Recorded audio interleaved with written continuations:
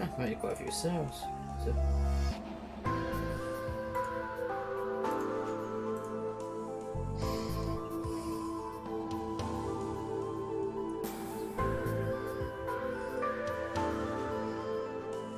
Alright. Oh, okay. I'll be that later. Oh, bloody hell. Ah, right. You've already seen the intro, didn't you see that again? And hello everybody.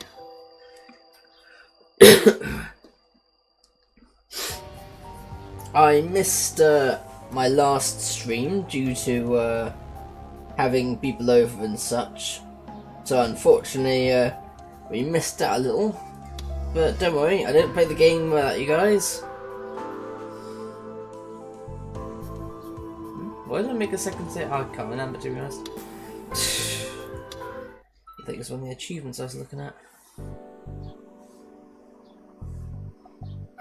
That's it, access that. Access the dashboard remotely, and then I'll be able to bloody respond to anyone who might be listening. Come on. At this tablet. Oh, I forgot to move my forgot to move the mic down here. I do apologise. Come on. I know there's nobody there, but I'd like to actually be able to see that there's nobody there. Yeah, okay. Fine. After the meeting the newspaper club ended, I bought a Mountain View at the vending machine in the cafeteria and sat down on a nearby bench. Oh, Jesus, man, you need to stop drinking these things. You've got to be fucking toxic, surely. I'm thinking so much that I was exhausted. I opened the plastic bottle and swallowed down the bubbling carbonation inside. Of sugary hedgehog piss.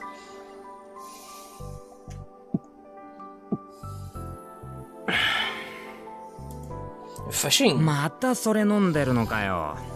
お前ほんと好きだな。Wouldn't just say like it, I'd say he's obsessed.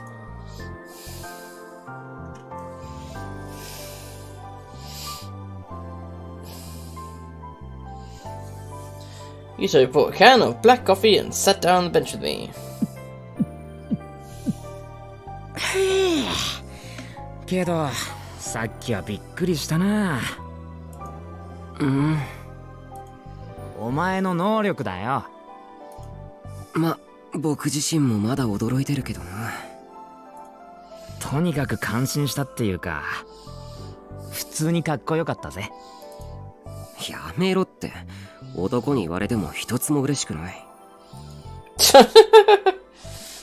That's something the heroine says to the male lead in the romantic comedy.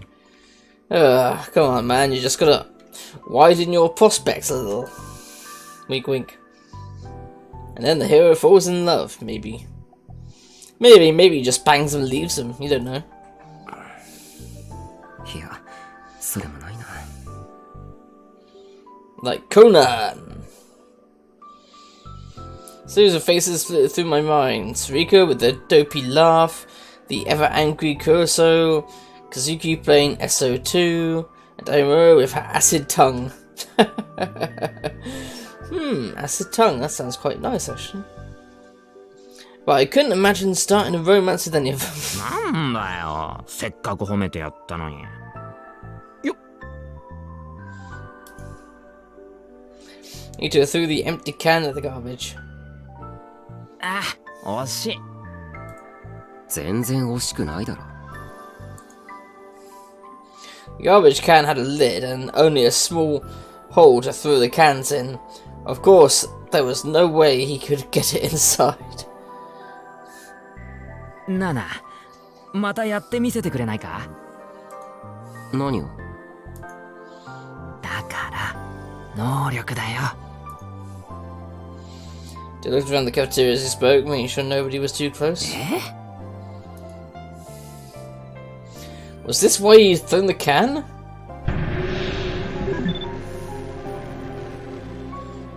You lazy git. Fortunately, it was so up to school, the cafeteria was about to close, so there weren't many people in the room. There were a few groups of people who were probably chatting about nothing important, and a few boys and girls intently reading their books. Nobody was paying attention to us. I didn't think anybody would see me and make a fuss, but... どのくらいのものが動かせるんだ？重さとか大きさとか数とか。I don't know, I wasn't given a manual, dude. その辺はまだテストしてないな。じゃあ、狙いは正確なのか？ターゲット以外のものが動いちゃったりしないのか？それもまだ。That was a good point. It would be better to check that stuff. What should I do? No, now wasn't a good time. I still wasn't used to it, and I was already exhausted. The idea of trying to focus even more didn't appeal to me. 今日はダメだ。また今度にしよう。Leaned back on the bench and swallowed my mountain view. なんだよ、ケチだな。Stop calling me stingy, stingy. ケチとかそういう問題じゃないんだって。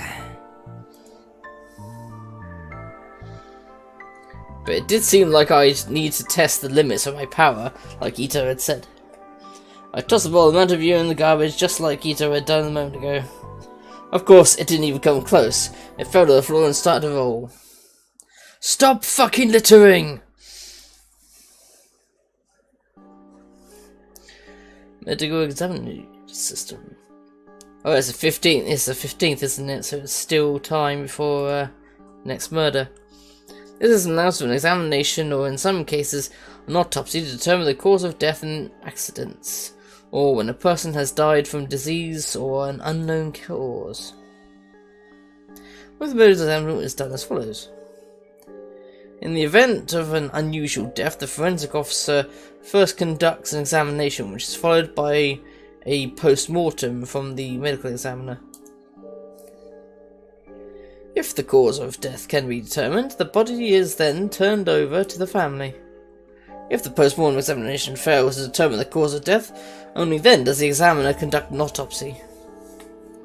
And if it is judged that a crime was involved, or a further, more expansive judicial autopsy is conducted. But such an autopsy had already been performed on Watabe to recall. It was extremely unusual for a second autopsy like this one to be performed. どうだ？ Shinjo averted his eyes from the coroner's knife. He'd been to many judicial autopsies, but it was something he'd never gotten used to. He probably never would, he thought. As for the person standing next to the coroner, she was staring at the open skull without the slightest trace of disgust. I don't know, she still looks kind of surprised. やはり肥大化の傾向が見られるな。肥大化というと脳が？この状況で他に何がある？解凍された頭を見て内臓の肥大がわかるとでも言うのか？ She's got a point.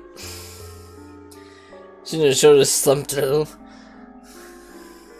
Yeah, what exactly do you think she was talking about when saying enlargement inside his skull?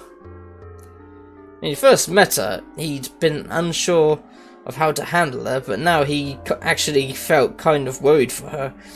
Didn't that get tiring after a while? さっき聞いた話じゃ死因は間違いなく窒息死ということだったが。窒息だけでこんな風にはならない。ってことはこれまでの被害者と同じってわけか。脳の肥大の原因については？何しろ検体が少なすぎる。果たしてこの症状が一連の被害者だけに見られるのか、それともギガロマニアックスに共通するものなのか。わからないか。知る方法ならあるにはあるがな。何？あの二人、宮代拓と有村ひなえの頭を開いて調べればいい。そうすればこれがギガロマニアックスに共通する症状なのかどうかわかるだろう。Yo, You're suggesting that we start opening up people's heads whilst they're alive. The fuck is wrong with you? バカなことを言うなよ。そんなことできるわけがないだろう。冗談だ。今は CT や MRI があるんだ。わざわざ脳をむき出しにする必要もない。I'm still not certain, considering you apparently look down to everyone as insects. なんだ。私が冗談を言うのがそんなに意外か？いや。Yes. Should have thought to himself that she probably wasn't joking. She didn't like gigalomaniacs. She hated them. And from the bottom of her heart. He didn't know why she despised them so much. Of course, there was probably a good reason for it, but he wished she would tone it down a bit. They probably didn't become gigalomaniacs by choice, and more than anything, he didn't want to lose their help with the case. さて、これからどう捜査していったらいいんだろうな。If there were still test subjects under the hospital, there were things the police could do. But when he'd gone down there, there wasn't a trace of anything left. 証拠ならあるだろ。Masato's voice was as cold as ever. 証拠？何のためにあの娘を連れ出したと思ってるんだ。知ってることを全部吐かせろ。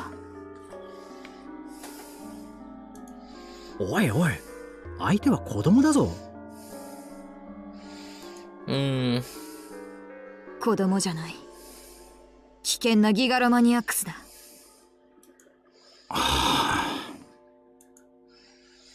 She rubbed his temples, unsure what to say. Now I don't know. I wouldn't know what to say either. Bloody hell, we're still on the 15th.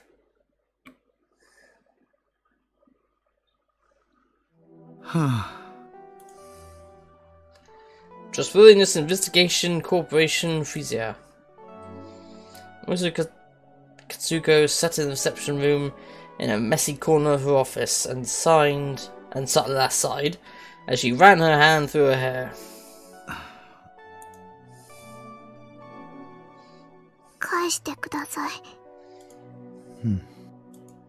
私を返してください。 No matter how many questions she asked or how she tried to get her to talk, that was the only answer she would get. Sometimes she tried asking if there was anything she wanted, or if she felt like eating anything, but the answer was always the same. お願いです。返してください。 She hadn't made even the tiniest bit of progress since the girl arrived. Even the endlessly patient Rose would want to sigh after all that. She still didn't know where the Uki girl was from, or how she'd end up in that hospital. From what she'd seen, there was a chance she'd endured significant abuse. And then she was suddenly rescued from it and taken to a completely different environment, so she must have been very confused. She knew from experience that victims like that needed to be treated very carefully. 私が早く帰らないと皆さんが困ってしまうんです。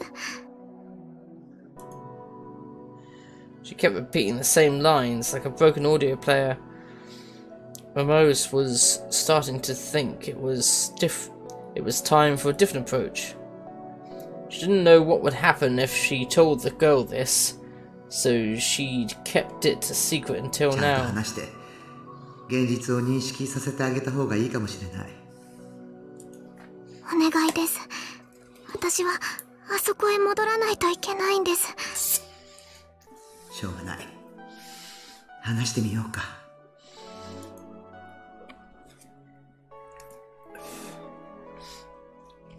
When she made a decision, she didn't spend any time on second thoughts. This was both an advantage and disadvantage. あのね、ゆきちゃん。はい。 Oh, bloody hell. そこまで帰りたいというのなら教えてあげるわ。返してくれるんですね。ありがとうございます。聞いて。あなたがどれだけ帰りたいと望んでももう無理なのよ。無理。だってあなたがいたあの場所、病院の地下にあったあの場所はもうなくなってしまったんだから。Bruce was relieved to finally see the shock on Yuki's face. この子にはちゃんと普通の感情がある。Like Kunsaro had said, they hadn't done any operations on her that would destroy her ability to experience emotions. この前ね、あなたがここへ来てからすぐに刑事、若いくせにくたびれた刑事いたでしょ。彼が例の病院へ行ってみたんですって。Girl simply listened to Momo speak, her eyes wide. Momo kept talking, watching her carefully. それでね、解剖室から地下へ行ったそうよ。あなたのいた場所へね。でもね、そこには何もなかったって。あなたがいた部屋の中も空っぽだったそうよ。そんな、じゃあ皆さんは、あそこにいた皆さんは。いなかったそうよ。誰も。誰も。He seemed to be trying her best to understand what Momo just said. And then? 嘘です。そんな嘘ついて何になるの。本当のことよ。だってそれじゃあ私はどうすれば。私はどうすれば。Tears started to silently fall from Yuki's eyes. Damn.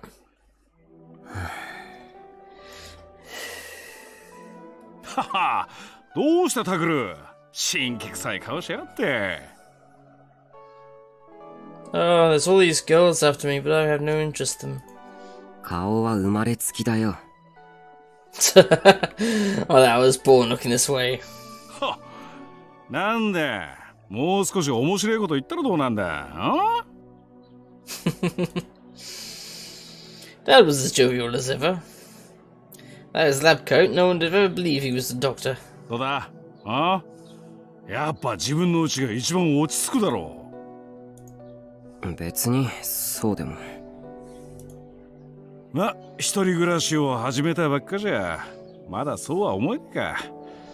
でもな、いずれ分かる時が来るもんだ。我が家が一番ってな。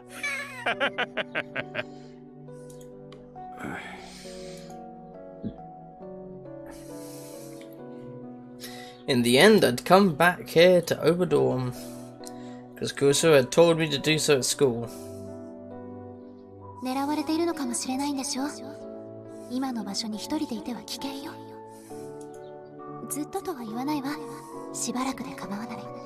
事件が解決するまでうちで暮らしなさい。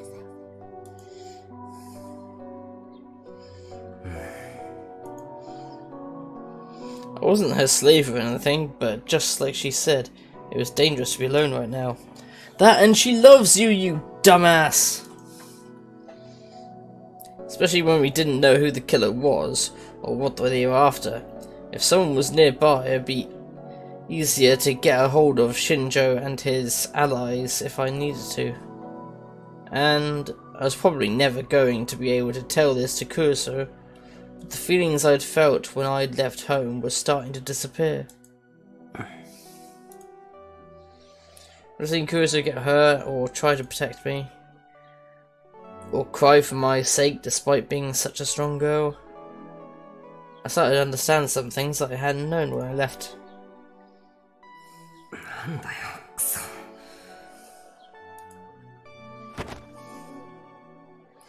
I realised what I was thinking and shook my head. No way. I wasn't like you two who could never seem to get away from his sister. おい、何赤くなってんだよ。なんでもない。とにかくさっさと荷物置いてこい。お前の部屋はノノのやつがちゃんと掃除してくれてる。ああ。 Dad didn't get mad when I'd left, or when I'd come back. Come to think of it, he'd only said one thing on the day I'd left. そうせざるを得なかったノノの気持ちが分かるようになったら戻ってこい。じゃあな。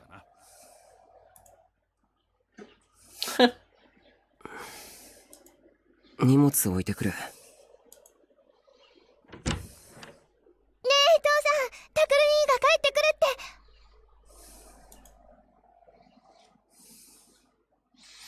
って。 Looked for my room, you reappeared.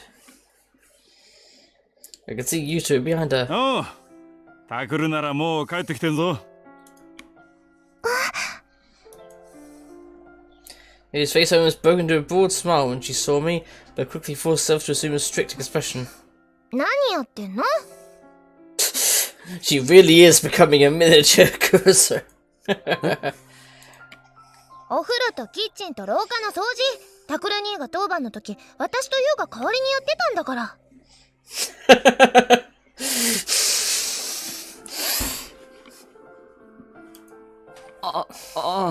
悪い。I apologized without thinking. これからしばらく私たちの当番、タクル兄が代わってよね。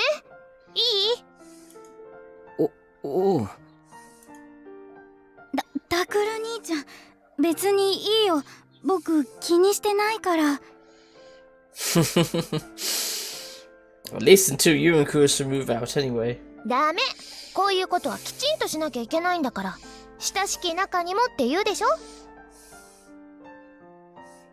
Formality even between friends. でもそんなこと言ったらタクル兄ちゃんまたどこか行っちゃうよ。せっかく帰ってきたのに。ダメなものはダメなの。Hard ass. なあタクル、ユイのやつノノに似てきたと思うか？ Yep. うん。特に怒ってる顔が。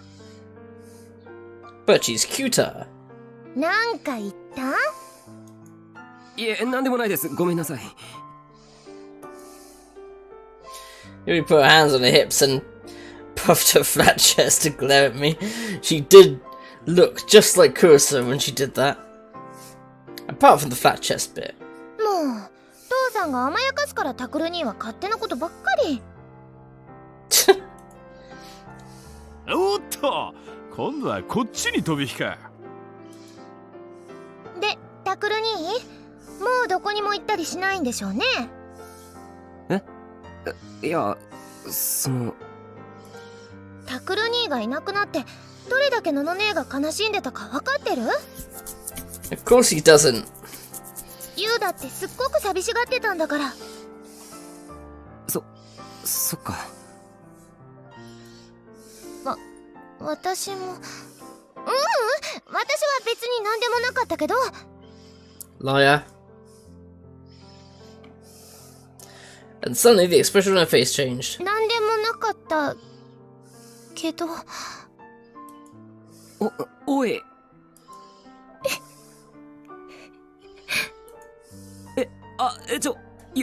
ゆい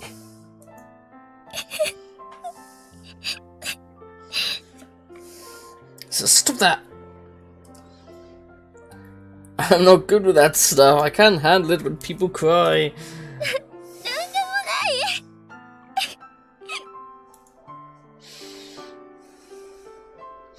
い。Yuri covered her face with her hands and then ran to her room. Each followed quickly after her. Dad scratched his head and sighed a little as he saw them go. ほら、さっさと荷物置いてこい、タクル。わかった。Go away as quickly as I could.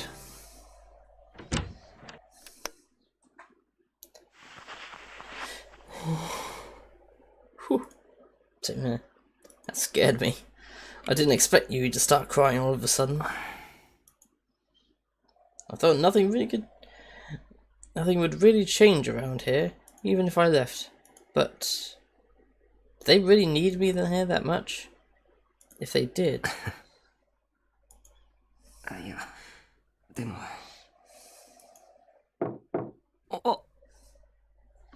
Ah, it's not the creepy foreknock though. As I sat there, lost in thought, I was suddenly startled by a knock at the door. 誰だ？タクル兄ちゃん。ああ、ユウトか。ノノ姉ちゃんが着替えたら降りてこいってご飯だって。ああ、サンキュー。Changed? What does she want me dressed as? Be my penguin. どうした？ I don't know where that came from. I don't know where that came from. さ、ゆいお姉ちゃんのことだけど。He crossed his hands over his stomach and finished it as he looked up. お姉ちゃん、なんかいろいろ怒ってたけど、本当はずっとタクル兄ちゃんに帰ってきてほしいって言ってて、だから怒ってたのは本気じゃなくって。大丈夫。わかってるよ。本当？ああ、だから先に降りててくれ。すぐに着替えていくから。うん。She looked a little relieved when he left the ユウ room. ト、ちょっと背が伸びたな。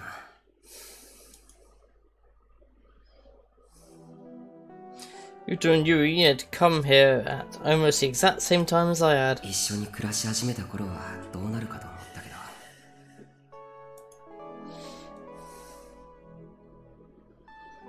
The earthquake hadn't just taken their parents from them, it had caused them severe psychological trauma.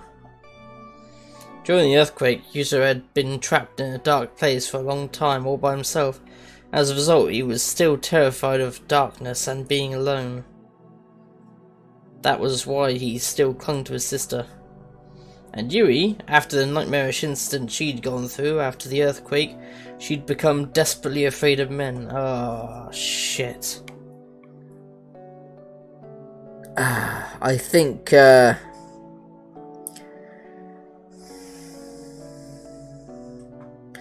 think we can assume we know what happens there without going into any more detail.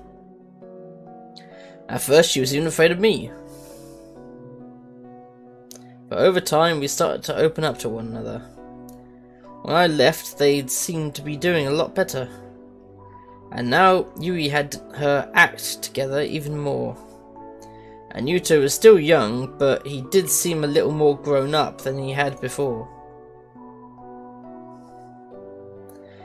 Even if the world didn't look like it had changed, time was still passing. But what about me? Had I changed? はい、そろそろいいわよ。それじゃあいただきます。いただきます。いただきます。おほー、すき焼きなんて久しぶりじゃねえか。何言ってるの、先月もやったじゃない。あのなあ、あれは鶏肉だっただろう。牛肉じゃないとすき焼きとは言わねえんだ。そんな贅沢をする余裕うちにはありません。誰かさんが困ってる人から治療費なんか取れるかとか言っちゃうから。ま、別にいいんだけど。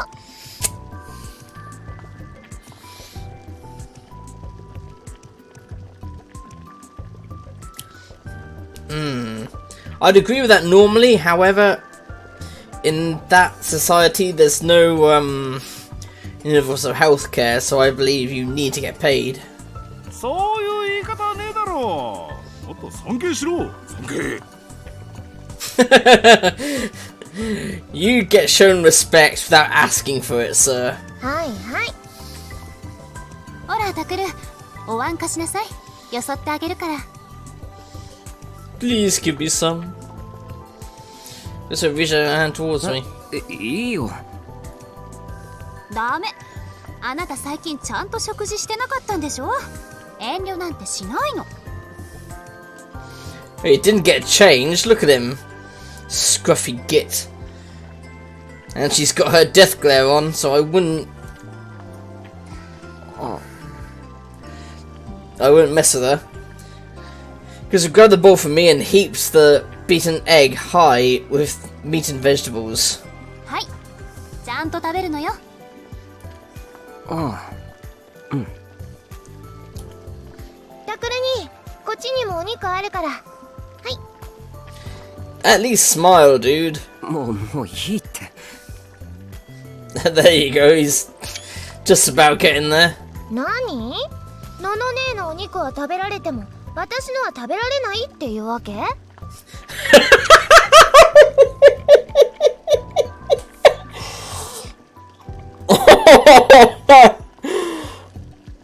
？Oh God. The places my mind goes to. Yes, I'll eat her meat and not yours. Is there a problem with that?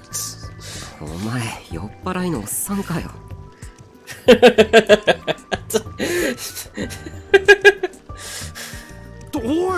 ちょっと待てお前ら。もう肉ないじゃねえか。こういうのは早い者勝ちだっていつも父さん言ってるじゃん。言ってるじだからもうちょっと尊敬をだな。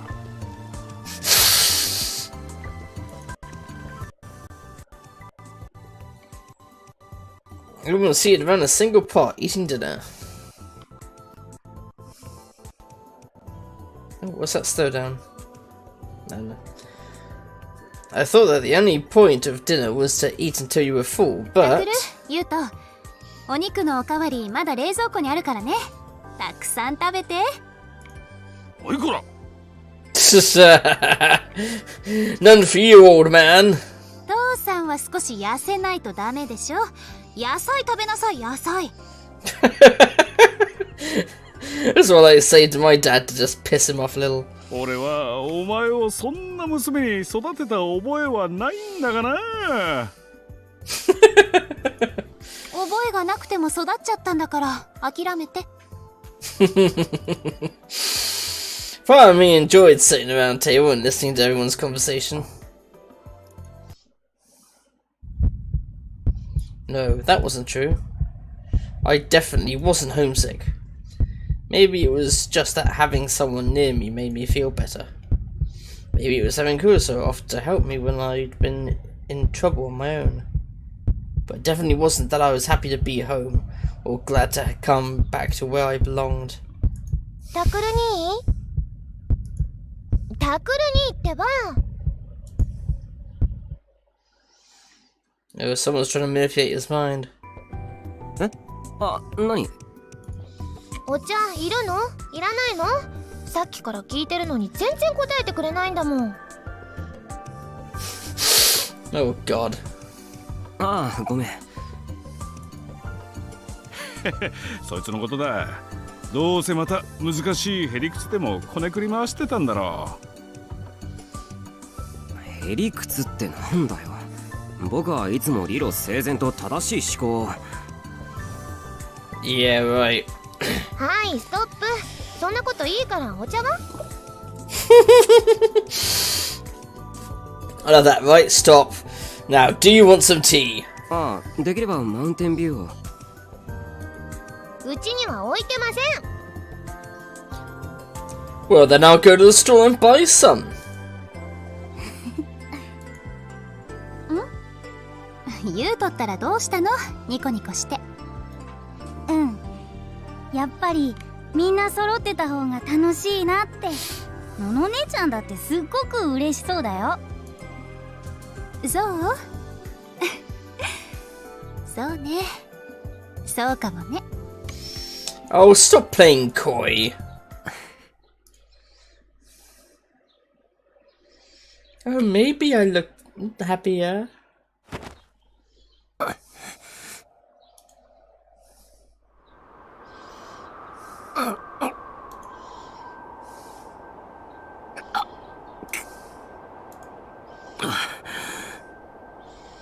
My sword! My die sword. It didn't work. I'd gotten a lot better at seeing my die sword, but I still didn't know how to grab hold of it. I asked Amuro for help, but her answers weren't really helpful. Unlike with psychokinesis, all I needed to do was draw my die sword from the Dirac Sea. I should be able to do it alone. But when I was by myself, it was just an illusion. Unless I rebooted it, I wouldn't be able to use it to attack or defend. If I wanted to use it as a weapon, I needed to share the delusion with someone else, just like with my other power. At least, that's what Amuro had said. But before that, I needed to be able to grab hold of it. くそ、もう一回。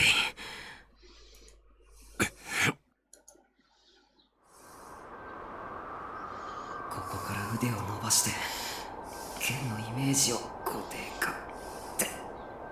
あ、くそ。Oh, I tried to get close to the die sword and moved away from me like a mirage. If I just flailed my arm at it, I couldn't reach it. 手がつる。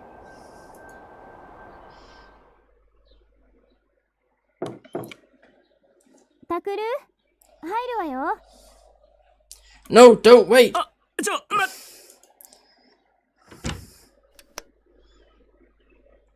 And what are you doing here in the dark and naked? Exactly.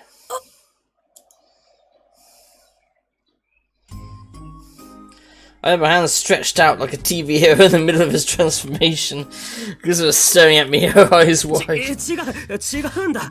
ユートに新しいヒーローの変身ポーズをだな。What? Without him in the room? ユートはもう卒業したわよ、そういうの。ああ、そうだっけ。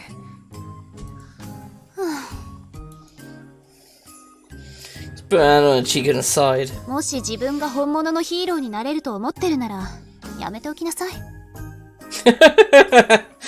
Oh, what great encouragement, thank you. そんなこと思ってないよ。僕はいくつだと。いくつになっても子供なんだから、タクルは。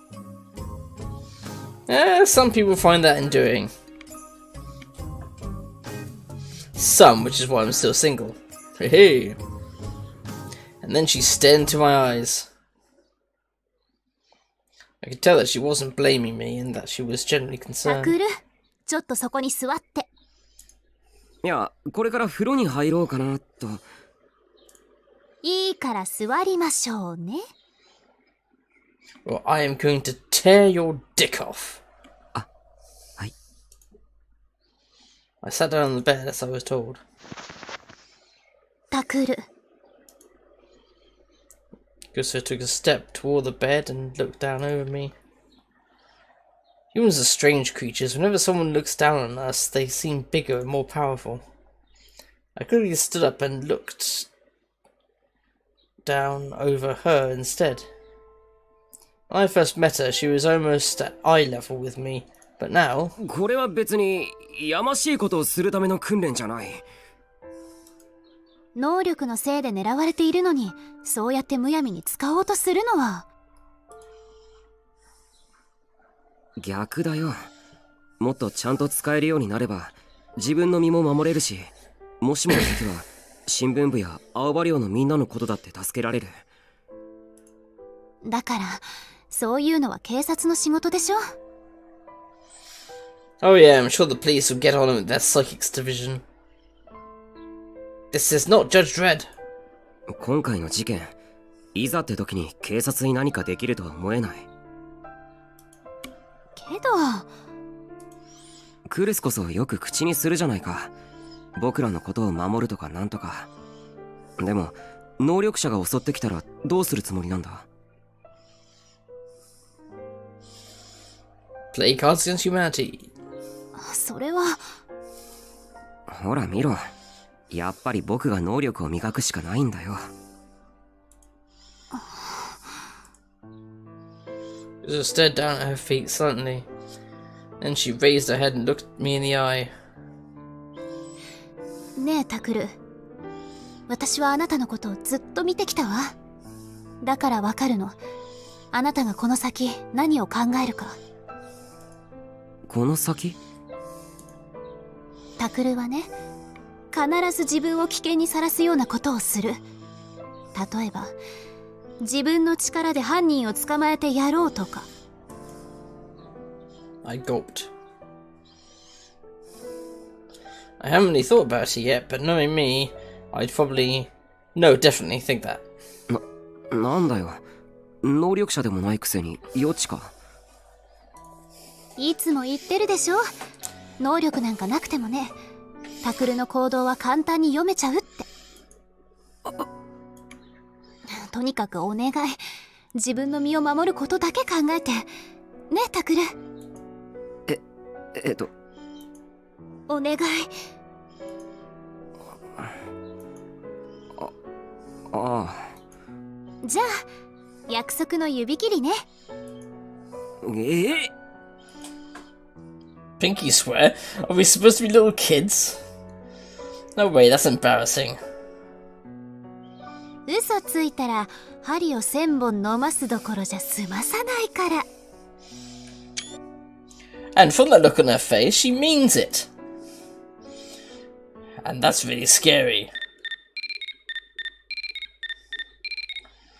Then the heavens intervened to save me, and her phone rang out like... Jalahorn? Horn held by the god who guards the gates of the gods to Norse mythology. Its sound is said to be to herald the arrival of Ragnarok.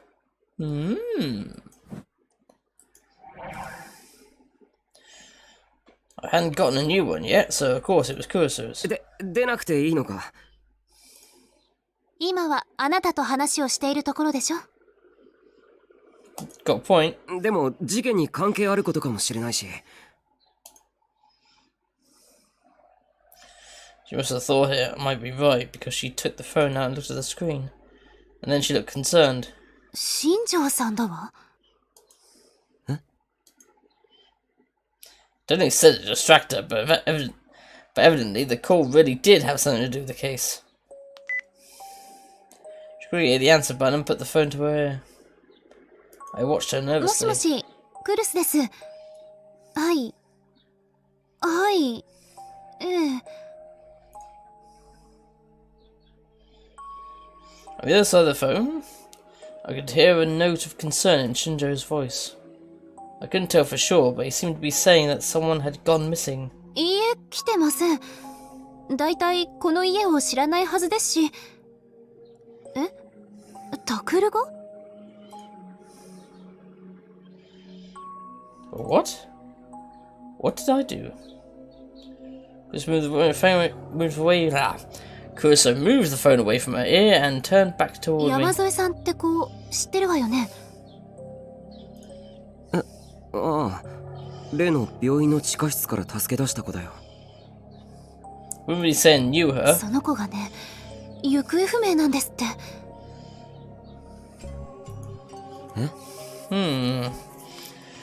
Probably got so upset that she ran. She was missing? タクルが連れ出したりしてないかって。そんなわけないだろ。今日はクルスたちとずっと一緒だったじゃないか。Plus, what the hell are you trying to insinuate? そうよね。ちょっと貸してくれ。新庄さんと話したい。Reached my hand towards the phone. Shinjo had given me the location of an office in a multi-purpose building and so there were rows of desks there stacked high with paper that I normally would have considered a cornucopia of information. I didn't have any time to worry about them now. I was with Shinjo as soon as I saw him. あの子がいなくなったって誘拐されたんですか？警察がついててどうして？いや、電話でも言ったけど、そうじゃなくて。でも彼女がいなくなったのは事実ですよね。ちょっとタクル、やめて。どうしたの？悪い。Okay, it reminded me a little too much of Minamaster Senri, and I lost control of myself. Kuso quickly moved to stop me. By the way, Kuso had come to keep an eye on me, in her words, to make sure I didn't do anything stupid. とにかく誘拐とかそういうんじゃないんだ。いきなり姿が見えなくなってしまって。だからそれが誘拐されたってことじゃ。それはないわ。だってこの部屋には私と新庄ちゃん、それにみおちゃんの3人が一緒にいたんだもの。CEO Frisia had been looking confused and concerned ever since I'd arrived. When I'd first met her that night we snuck into AH Tokyo General, she'd seemed like a loud, boisterous sort of woman, but now she felt kind of tired. 彼女をソファーに座らせて、俺たちはこっちで話をしてたんだよ。で、ふとソファーを見たら彼女がいなくなっていた。トイレとかじゃないんですかChris pointed towards the back, but Shinjo put his hand on his forehead, thinking, and said, 真っ先に探したよ。でもどこにもいなくてね。それどころか窓やドアすら開けた形跡がない。That's bloody weird. 考えられることは一つだ。彼女はギガロマニアックスだからな。能力を使って自分で出て行ったんだろう。Invisibility, perhaps? 能力 Come to think of it, I still hadn't asked. What power did Uki have? テレポーテーションとかそういう。Yuso whispered an answer, her voice full of hate, without even bothering to look back at me. よくわからない。わからないって。ああ、彼女、俺たちの質問にほとんど応じる様子がなくてね。能力に関しては久野里さんが探ろうとしたんだが無駄だった。そもそも瞬間移動だとすればとうの昔にここを抜け出していたはずだ。だがあいつはそうしなかった。ただウキ君は少し特殊なようだ。今回はそれにやられたらしい。特殊？私ね、少し前から考えていたのよ。ウキちゃんを一度どこかの児童養護施設に預けた方がいいかもしれないって。それでさっき新庄ちゃんとみおちゃんに提案したら快く OK をもらって。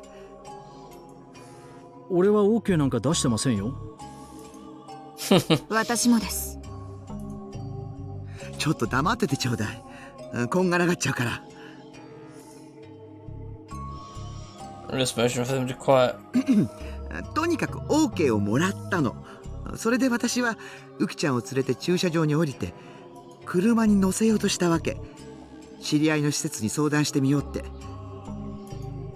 じゃあ彼女を連れ出したのは百瀬さんじゃないですか。So why was everyone upset that she disappeared? Most had taken her outside, there was no mystery there. As Kurusu and I stood there with our mouths hanging open, Shinjo interrupted. という夢を見たんだそうだ。は？夢？違うわ。あれは絶対にあったことよ。だってウキちゃんの手の感触とか車のエンジンをかけた感覚とか全部リアルに残ってるもの。けどウキ君を自動車に乗せようとした途端我に返ったんですよね。そしたら百瀬さんは事務所の中にいて俺たちと話をしている最中だった。ええ、そうなの。俺たちは児童養護施設の話なんて提案されてないし、ウキ君と百瀬さんがここから出ていくのも見ていません。百瀬さんとはここでずっと話をしていただけです。間違いありません。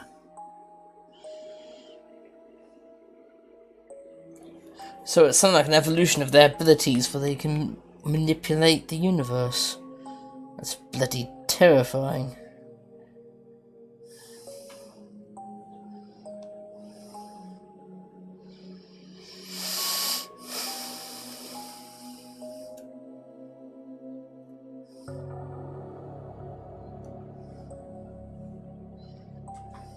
Updates, yes.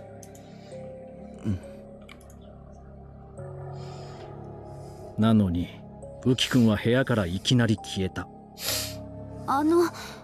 どういうことですか？よくわかりません。多分それが山添由紀の能力なんだろう。彼女を捕獲したら改めて調べてみよう。By tearing open her skull. Gonzalez used the word capture, pissed me off. I could tell that, like Aurora said, she didn't even think of us as humans, but she didn't have to talk that way about a little girl, did she? Even if she didn't like psychics, did she have to go that far? Yeah, it's not like they became psychics on purpose. I'm glad that Bakunsa didn't seem to be bothered in the ウキ slightest. 君の行き先ですけど、宮代君たちが知らないとなると、あとはあそこしか考えられないですね。私も今そう思ってたところ。もしそうだとすれば少しばかり骨が折れるな。どこなんですかそれ。Shinji has to move the bit aside. 君もよく知ってるところだよ。あの子の元の家だ。Well, why didn't you search there instead of phone up bloody Takaru? え？ Because of course he wouldn't bloody know. そんな。ウキちゃんたらね、あそこへ返してくれの一点張りだったのよ。あんな地獄みたいな場所に一体なんで？さてな、とにかく厄介なことになる前に取り戻さないとな。Like that's a possibility at this stage. タクル。ねえタクル。見つかったらどうするんだよ。An hour passed since we'd spoken to Rose at Frisia. Kusa and I were hiding behind some plants near AH Tokyo General. 新庄さんたちに任せないとダメよ。私たちみたいな素人が出しゃばったりしたら。それじゃダメなんだ。山添ウキって子は僕が見つけて青葉寮へ連れて帰る。どうして？彼女、今の久野里さんには渡せない。I wanted it myself. Squeak my teeth hard in anger. タクル？ Afterwards, Shinjiro and Kunosato had started to come up with a plan to get inside the basement of the hospital. Of course, they weren't going to let us come along. We were told to go home, and at first that was my plan. But then things changed.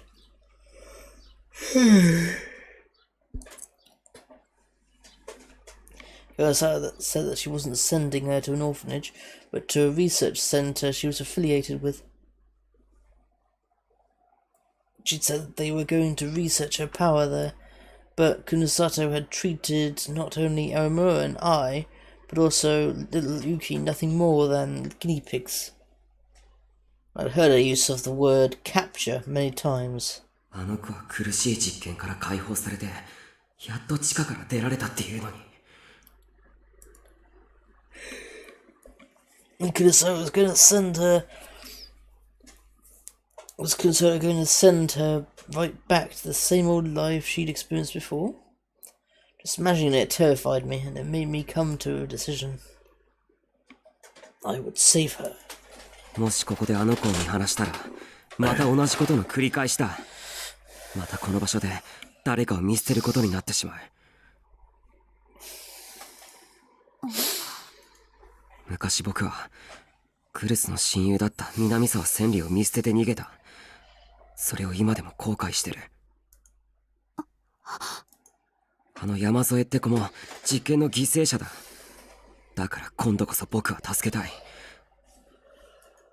そんなことくらいで南沢千里が許してくれるとは思わないけど、でも助けたいんだ。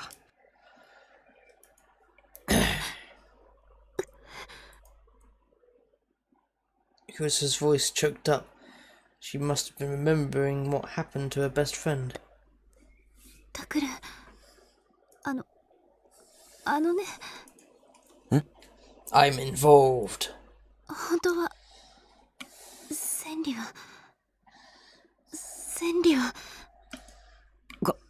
彼女のこと何か知ってるのか？ She's behind you. おい、クルス。ごめんなさい。気が動転してしまって。千里はね、渋谷地震で死んだの。あなたのせいじゃないわ。絶対に違う。クルス。No, she's not dead. だから、タクルが責任を感じ続ける必要なんてないの。忘れていいのよ。ね。She's not dead. She's flinging fire around the place. Consuelo looked down at her feet. When she did, her hair covered her eyes, and I couldn't tell what she was thinking. 今、クルスは何を言いかけて、何を言いやめたんだろう。I was about to ask her, heard soft footsteps. Rose van was in the same alley where she picked us up before. They'd been watching the hospital for a while now. I saw two shadows that probably belonged to Shinjo and Kunosato leave the van and run into the ground. クルス、向こうが動いた。大丈夫か？いけるか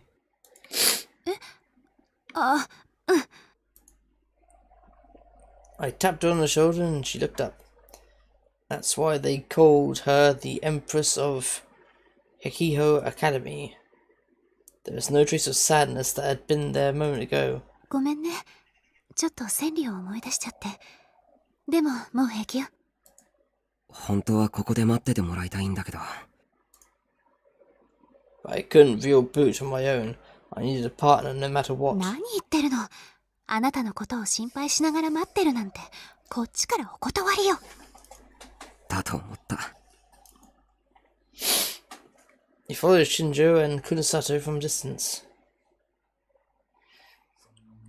A moment later, they had pressed themselves up against a wall near the rear emergency entrance. Even from a distance, I could tell it was more heavily secured than before.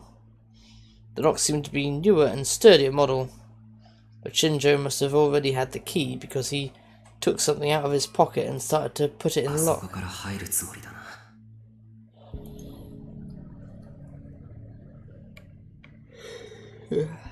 Yeah, sorry, feeling tired. I quickly created an image in my mind. I looked at the key-like object he was holding and envisioned it flying away. The more I started to panic, the more I lost focus. I couldn't make the delusion clear in my mind.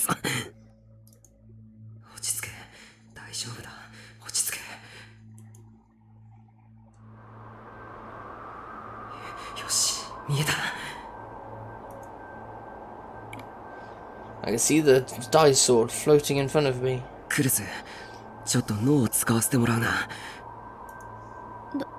どうぞっていうのもなんか変だけど。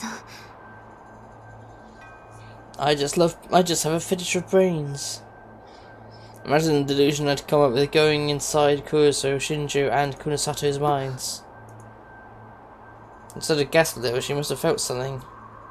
The illusion was shared between us, and instantly the real boot was complete. Clang! Takaru and Shinju's hand had rolled away and hit the ground with a clang. Then I heard the two of them gasp. The key rolled along the ground in a very unnatural way until it rolled down a metal sewer grate. Just like I had imagined.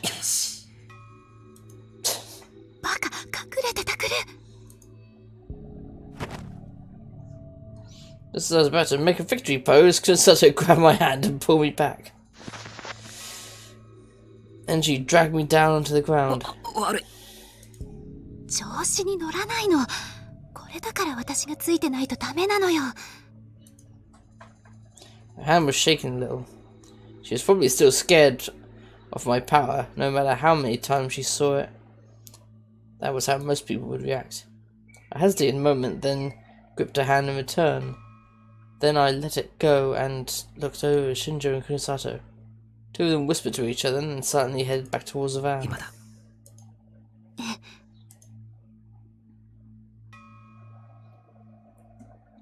We kept low as we headed to the emergency entrance. When we reached the door, I turned around to Kusa.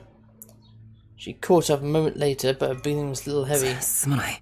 ちょっと早かった。こっちこそごめん。もっと運動が得意ならよかったんだけど。鍵開けられるの？多分。クルス、もう一回。いや、何回かやるよ。悪いけど。構わないわ。そのために来てるんだから。I stared at the door. The lock was stronger than before, probably because of the time we'd broken in. Imagine the lock flipping, the door opening. There's a heavy click and the door opened like I'd imagined.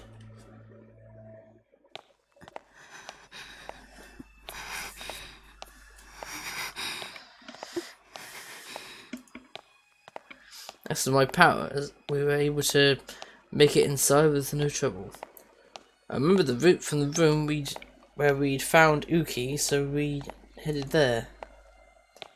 But as we walked through the darkness, I saw Kuruso was acting a little strange.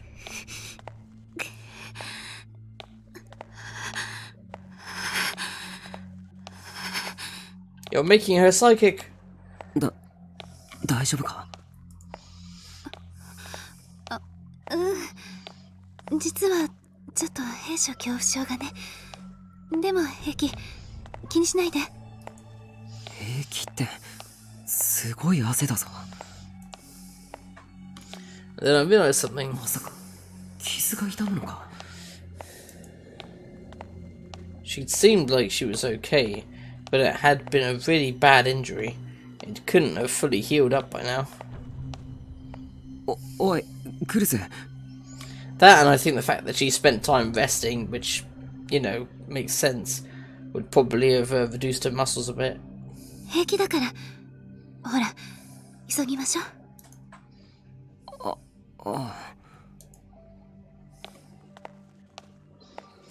She pushed me onward before I could もう stop. ちょっとだ。あと少しで例の部屋だから我慢してくれ。ええ。That's right, it was the sound around the corner.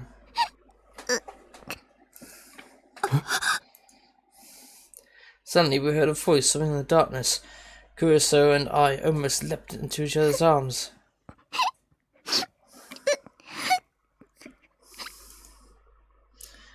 It was the voice of a little girl. Takaru. Oh. この声。Forgive me, everyone.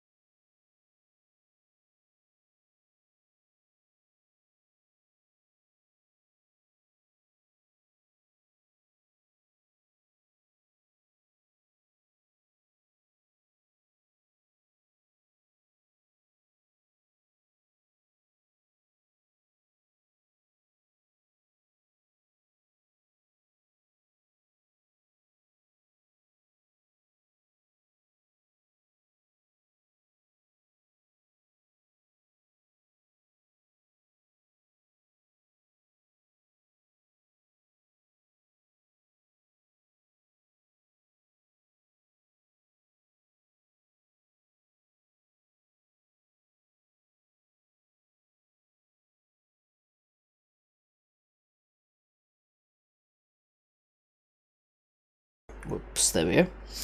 Yeah, sorry about that. Yeah, a friend of mine's just coming over a minute to pick something back up, so I might stop again. I do apologise. But yeah, he left something here. Long story short. Was it ghost? No, that was dumb. Which it had to be. Well, dumb comparable to psychic powers? Nah. Kurusu and I nodded and stepped towards the direction of the room. There she is.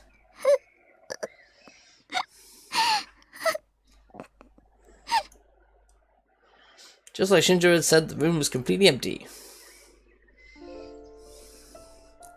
The beds and the patients that had been confined here were all gone. It was just an empty room. And standing in the middle of the empty room was a crying Yuki.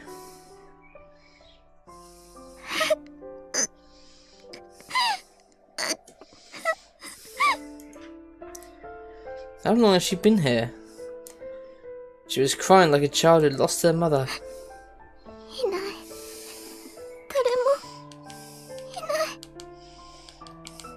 That's because they were telling the truth.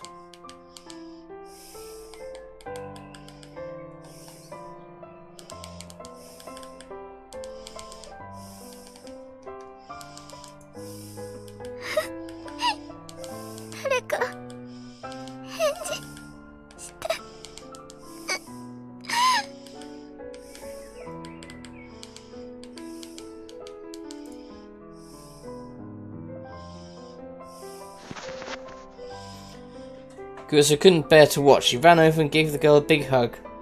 Soon Kurusu was crying too. 今までよく頑張ったね。でももういいの。だからお家へ帰ろう。ね。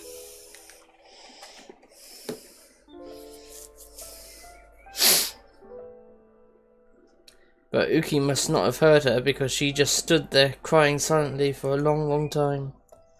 The whole time there was nothing I could do but watch.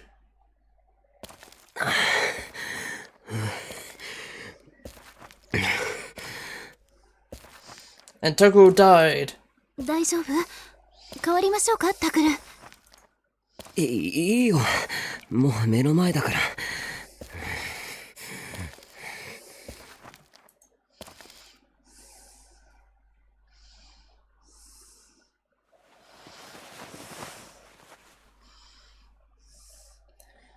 When we finally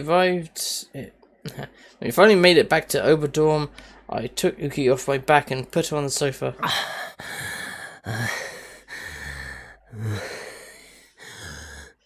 Should have gone on a stretcher. And then I lay flat on the floor with my arms and legs stretched out.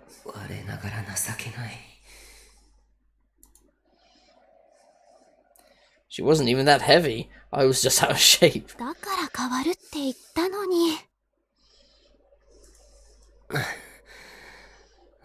運動音痴に任せたら落っことすかもしれないだろ。Yeah, that's the kind of talk that's gonna get you laid, isn't it? Jesus. 失礼ね。そこまで言われるほどひどくないわ。それにタクルよりマシだと思うんですけど。Kurusu's eyes were red-rimmed.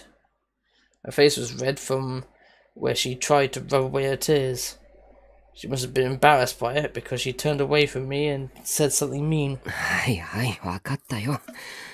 その子のことは父さんに。あ、うん、そうね。After Kurusu left to get him, I lifted my tired body off the floor and onto the sofa. Poke, poke. As I expected, Yuki hated the idea of leaving the basement. But after Kurusu's fervent attempts at persuasion and my own insistence that nobody was coming back to the basement, she'd finally clung to Kurusu and started to break down. As I carried her on my back, she'd gotten tired and fallen asleep.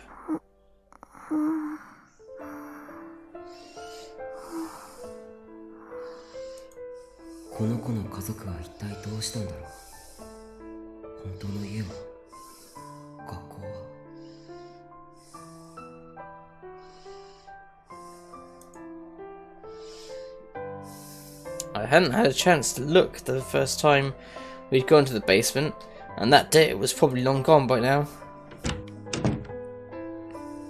父さん、今上がってくるって。うん。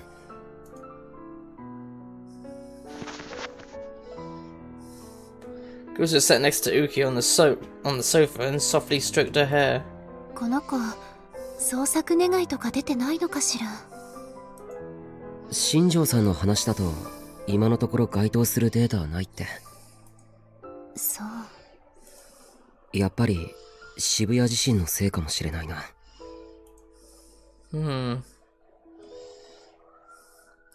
After the earthquake, more data on missing persons and casualties had gone missing than you could imagine.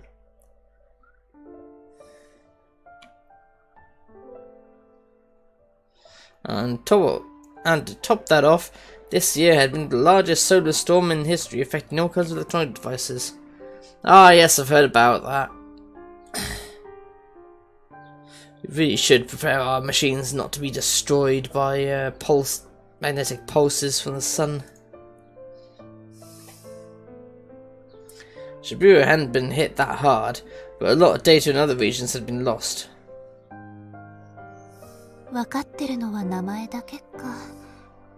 せめて手がかりでも持っていればいいんだけど。ののね、タクル兄？何かあったの？ Stop bringing strange children here. The door opened and you two poked through. Oh, whoops. Shh. I said shh! You pain in the asses. Didn't the phones next to the door. まだ寝てなかったの、二人とも。寝ようと思ってたら、のの姉たちの声が聞こえたから。大丈夫？また喧嘩とかしてない？ Weren't that loud, surely? Otherwise Yuki would be awake. Look at each other without thinking. I do like that expression she has, just like, you know, deer caught in the headlights expression. 大丈夫よ。私たち喧嘩なんてしてないから。本当？だったらいいんだけど。Suddenly Yui stopped. She saw the girl sleeping on the sofa and her eyes went wide. I thought that she was just surprised to see a strange girl sleeping on the sofa, but... Uki-chan? Hmm? She said something we'd never expect. どうしてウキちゃんがここに？ゆい、知ってるの？この子のこと。多分。あ、でも待って、そんなはず。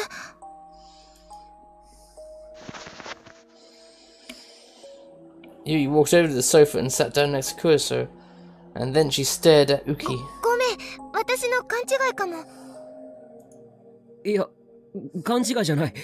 確かにこの子はウキって名前で。だって、おかしいよ。昔のままの姿なんて、そんなの絶対に変。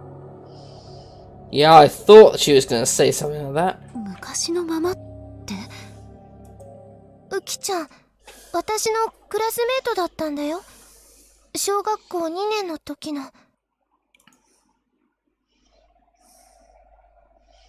That's a good couple of years ago. もう一度整理するぞ。名前は山添ウキ。年齢はユイと一緒だから13もしくは14歳。うん。That's funny. It looked like a mythical child on his 小 computer. 学校2年の時にユイと同じクラスだった。だが渋谷地震の少し前から学校に来なくなり、その後どうなったかはユイも知らない。Let me try and think. No tips.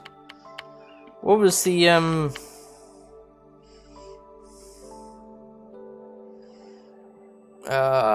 where was that earthquake? It'll be under S, wouldn't it? Shibuya S, for Shibuya earthquake.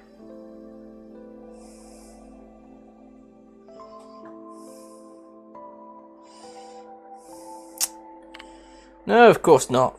Fucking hell. And numbers and signs are above what letters, not below them. Ah.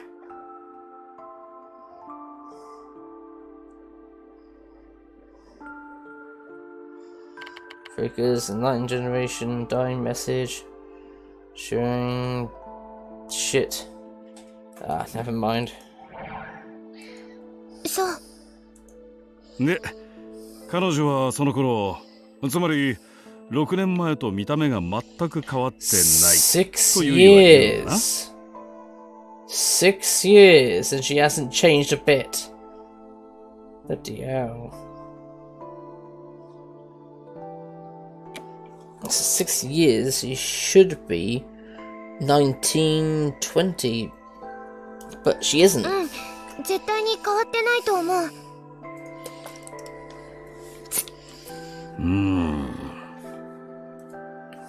一応証拠も見つけてきたんだ。You showed us a photo. Huh? It was a class photo from my school. I could see a young Yui and a row of children.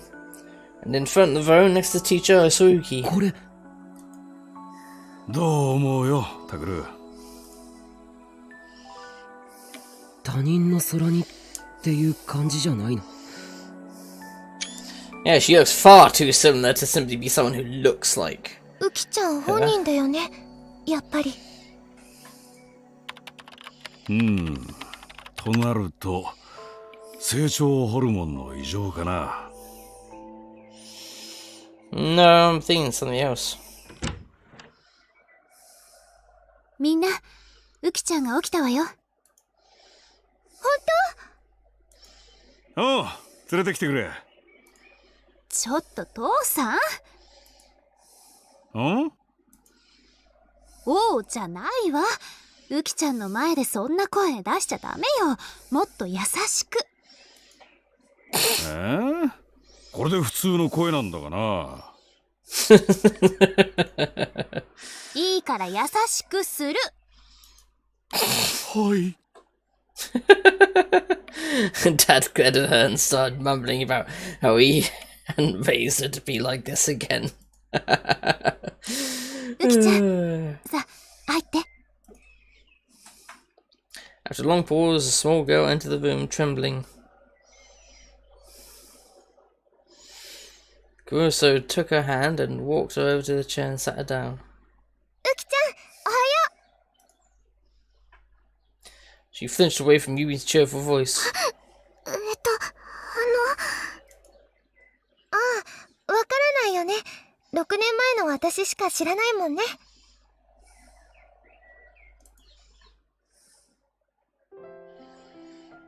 Yui took out the class photo and pointed to ほ herself. ら、これ私だよ。立花ゆい、覚えてる？立花ゆいさん。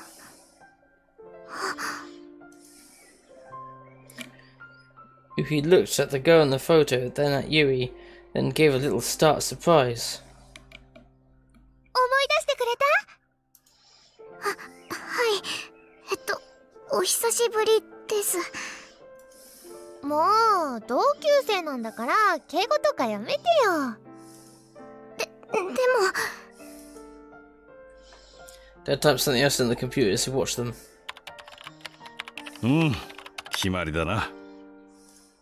そうだね。There was no question of it now. Yuki was definitely Yui's old classmate. That would go a long way towards tracking down her け family. どすごいよ。まさか本当にユキちゃんだったなんて。We were surprised, but it seemed to be Yui who was most surprised of all. Her missing classmate had suddenly shown up at her home, and her brother and sister had brought her here. And she looked exactly the same as she had 6 years ウキちゃ ago. ん、ちょっと話いいかい？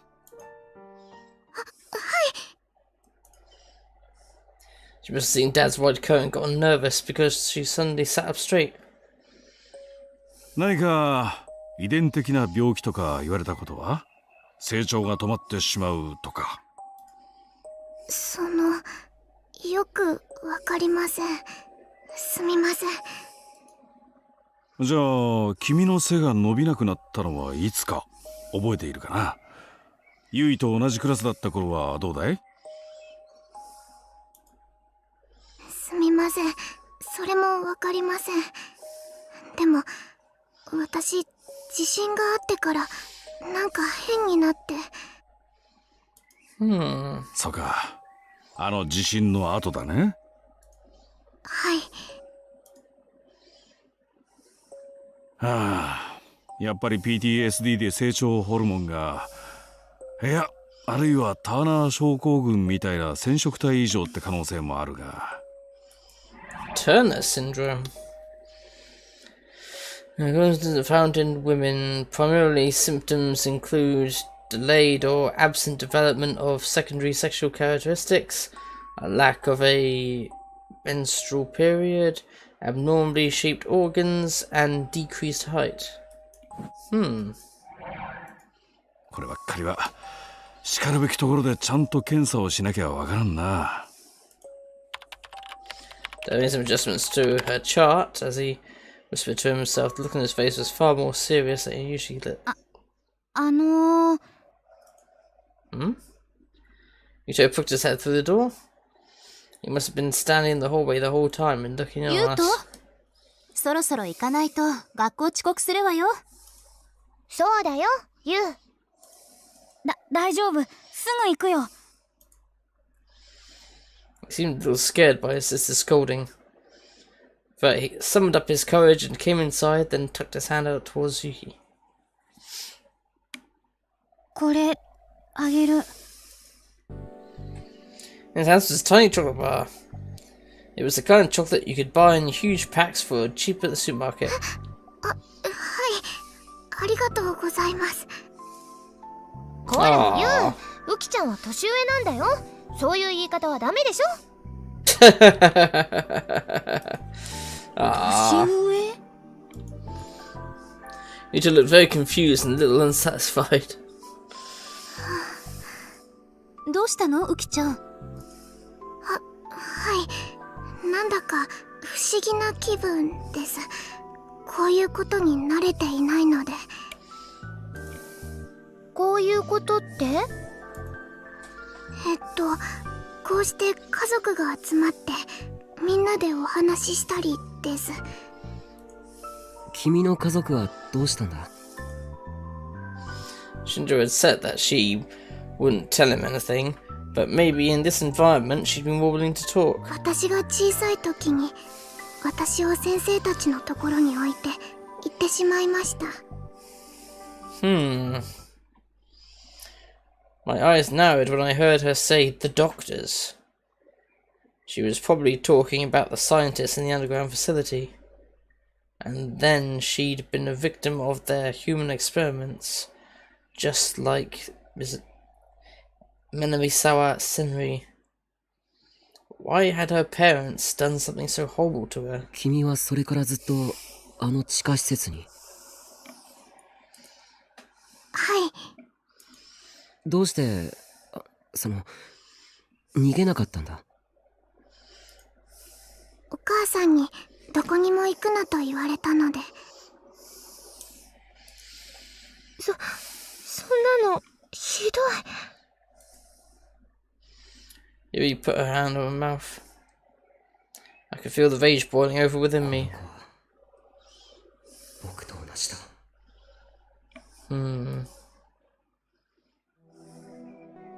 Her parents had ignored her ever since she was a small child, and eventually they just disappeared. But still, she wasn't able to get away from them.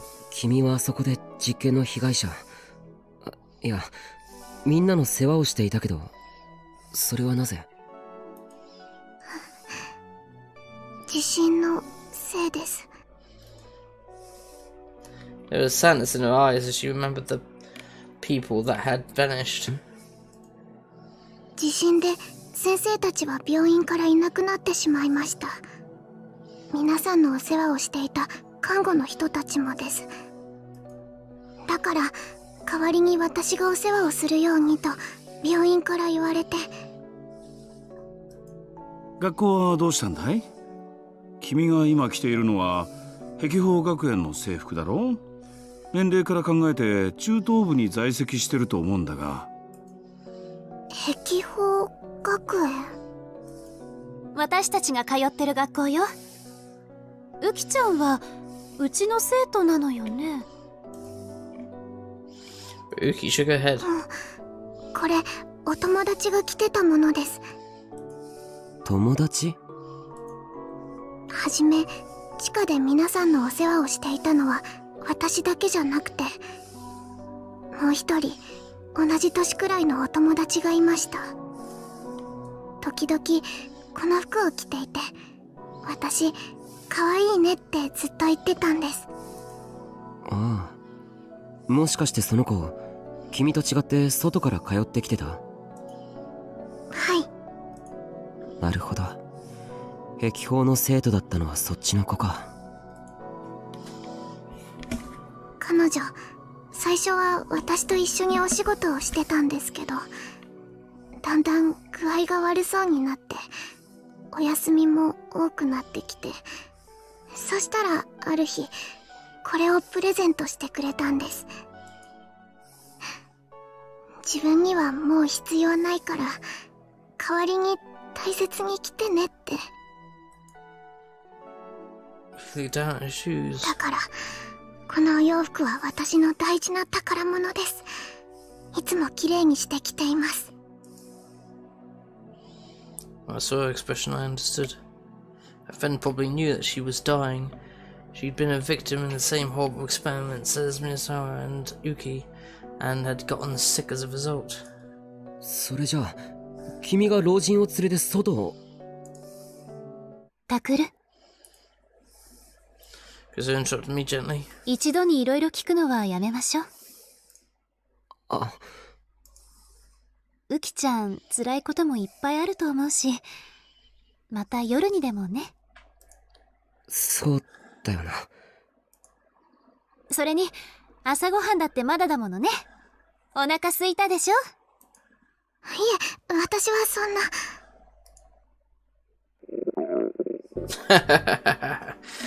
There's a cute little rumble from her tummy. She gasped with embarrassment, turning 父 red. さんもそれでいいかしら。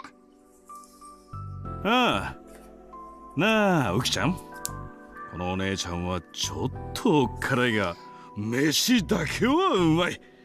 上で食べてくるといい。父さん？ Kuzu pursed her lips. She took Uki's hands and stood up. これチョコレートもう一個あげる。ありがとうございます。 As she left, Yuto quickly gave her another piece of chocolate. Stop spoiling her breakfast. At lunchtime, Yuto and I were heading for the club room. じゃああの山添ウキって子、今は青葉寮にいるのか？ああ、この先どうなるかわからないけど、なんとかしてやりたいとは思ってるんだ。けどまさかゆいちゃんの同級生とはな。うん、驚いた。でもまあよかったんじゃねえの？よかったって？ゆいちゃん喜んでたんだろ？ああ、そういうことか。確かに。Yui had really looked happy this morning. Normally, she'd probably tried her hardest to play the role of being Yuto's big sister. But she was still only in middle school. She ran to her friend. Of course, it would make her happy. 何がおかしいんだよ。いや、お前口ではなんだかんだ言いながら結構大事にしてるからな、今の家族のこと。 No, I don't. It's a lie. そんなんじゃないって。照れるなって。お前にとってもいいことなんじゃねえの？そういう存在がいるってことは。僕は別に照れてなんか。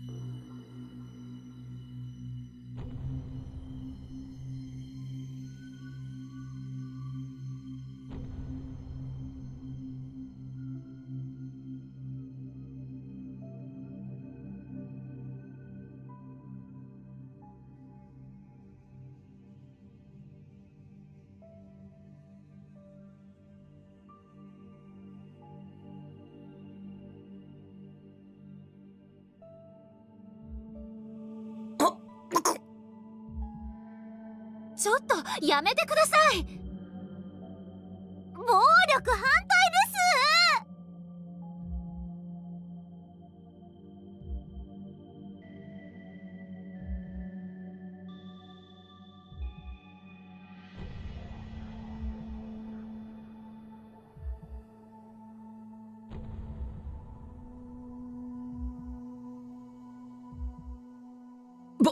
僕は無理にあの子を連れて帰ったわけじゃないです。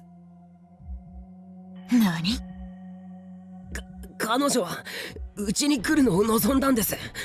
あなたたちのところには行かないって言ったんですよ。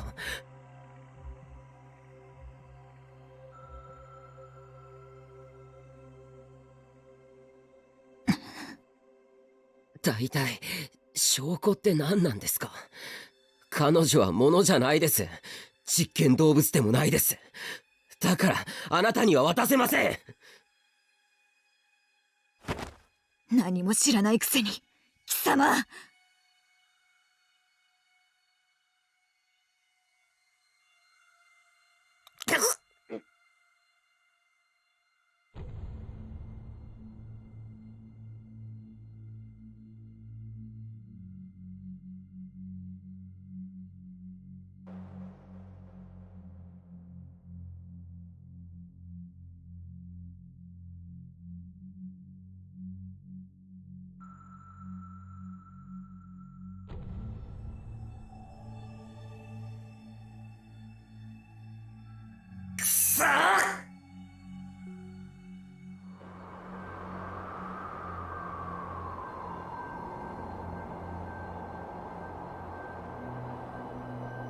こいつ離せよ。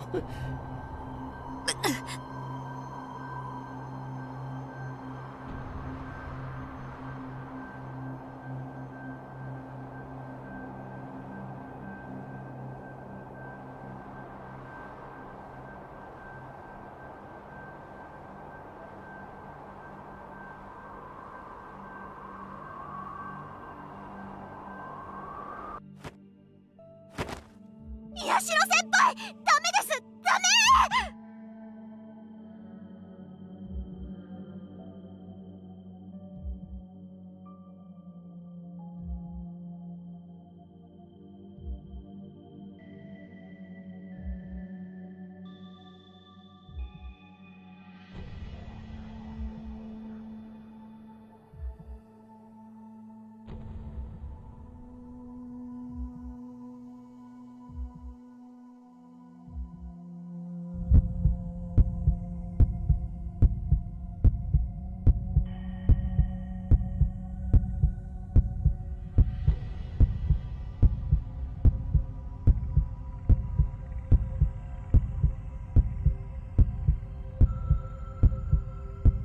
Shit, I forgot to unmute myself. Idiot. That's right, do it. Just kill the bitch, I やめな screamed. さい、タク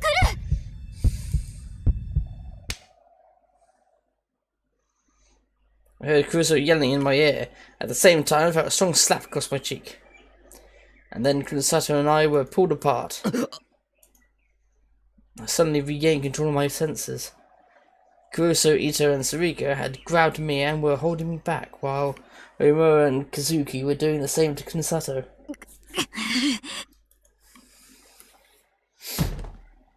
Kurusato looked at me with eyes full of hate, then pushed Omura and Kuzaki away.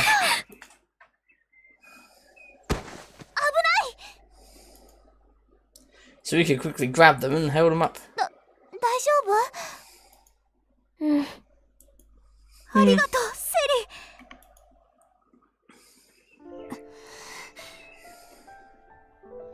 リ。もうやめてください、久野里さん。Oh, it was the Empress's turn to get mad. お帰りください。ここは部外者がいていい場所ではありません。She was clutching her hands in a fist so tightly that they turned white, standing between Kunosato and the rest of us, as if she was some kind of protector. あなたが何のつもりで、うちのタクルやウキ、それから有村さんにひどい仕打ちをするのかは知りません。でも、私はそれを許しません。お前の許可などいるか。今実際に見ただろ。能力者は危険な。今すぐお引き取りください。Misao's voice left no room for discussion. Either of them moved a muscle for a moment. ちょっと待ってくれ。ストップだ。ストップ。 Then we heard panting over the hallway.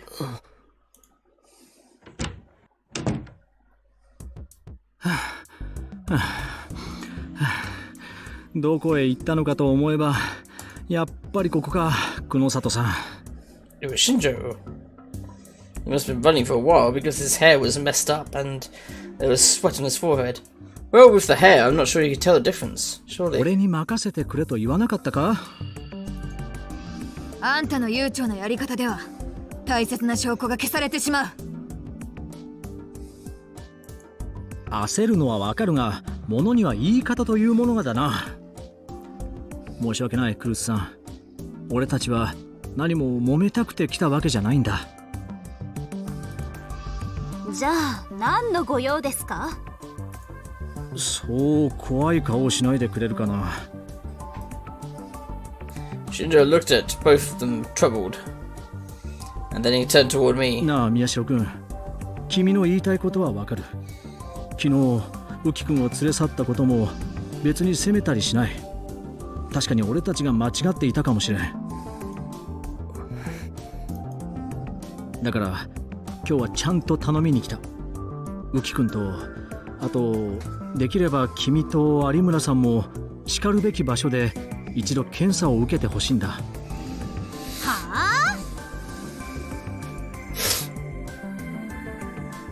あI responded before I could. 新庄さんこそ頭の中見てもらったらどうですか？はーい、私喜んで実験台になりますなんて言うとでも思います？ Yeah, and stick probes in my brain and then even start eating my brain. Oh, I'm still having nightmares over that horrible scene. 話は最後まで聞いてくれ。これは本当に君たちのためなんだよ。His next words came as a shock to me. 実は今しがた佐久間先生に相談をしてきたんだ。父さんにBoth Guso and I shouted at the same time. 君たちはその久野里さんのやり方が気に入らないんだよな。だったら佐久間先生の友人の病院ならどうだ？おい、何を勝手に決めて。久野里さん。Yeah, Kunosato, your way of approaching things has not helped. She just put her hand up to cut her わ off. かるだろ。そうしなきゃ彼らは検査になんて応じないよ。ちゃんと君も同席させるから。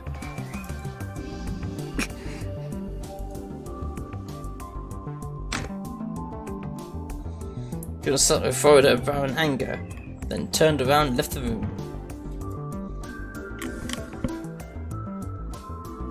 I keep hearing things.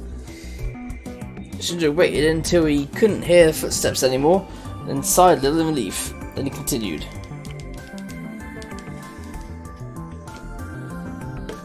ということでどうだろうな、宮代君、有村さん。何でも佐久間先生、以前は大学の医学部で准教授をしていたらしいじゃないか。I didn't know that. No, did I? Kuso must not have known either, because she looked over at me confused. 父さんが准教授？知らなかったな。ただの変なおじさんだと思ってた。Thank you, that's my dad you're talking about, bitch. おいおい。まあ、あのルックスじゃそう思われるかもしれないけど。Shinjo laughed, seemingly in sympathy with my dad. 佐久間先生の友人なら信頼できると思うんだけどな。どうだろう。私はどっちにしても嫌ですよ。そう言うと思った。Shinjo chuckled. He was probably anticipating that response. でもな、有村さん。佐久間先生の話だと、君らの能力は身体に対して良くない影響を与えているかもしれないそうだよ。え？山添浮君に会ってくるといい。あれで14歳というのは明らかにおかしいと思うんだ。なあ、宮代君。Yes. It was true that Yuki looked the same as she did in the old school pictures, and it was like the passage of time had stopped for her.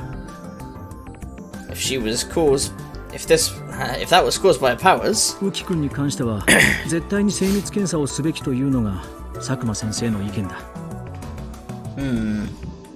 そのついでに宮代君と有村さんも異常がないか見てもらったらどうだろう。まあ人間ドックだと思えばいい。それでもダメかな。It was still unsure, it seemed, but what happened to Uki must have bothered her. 少し考えさせてください。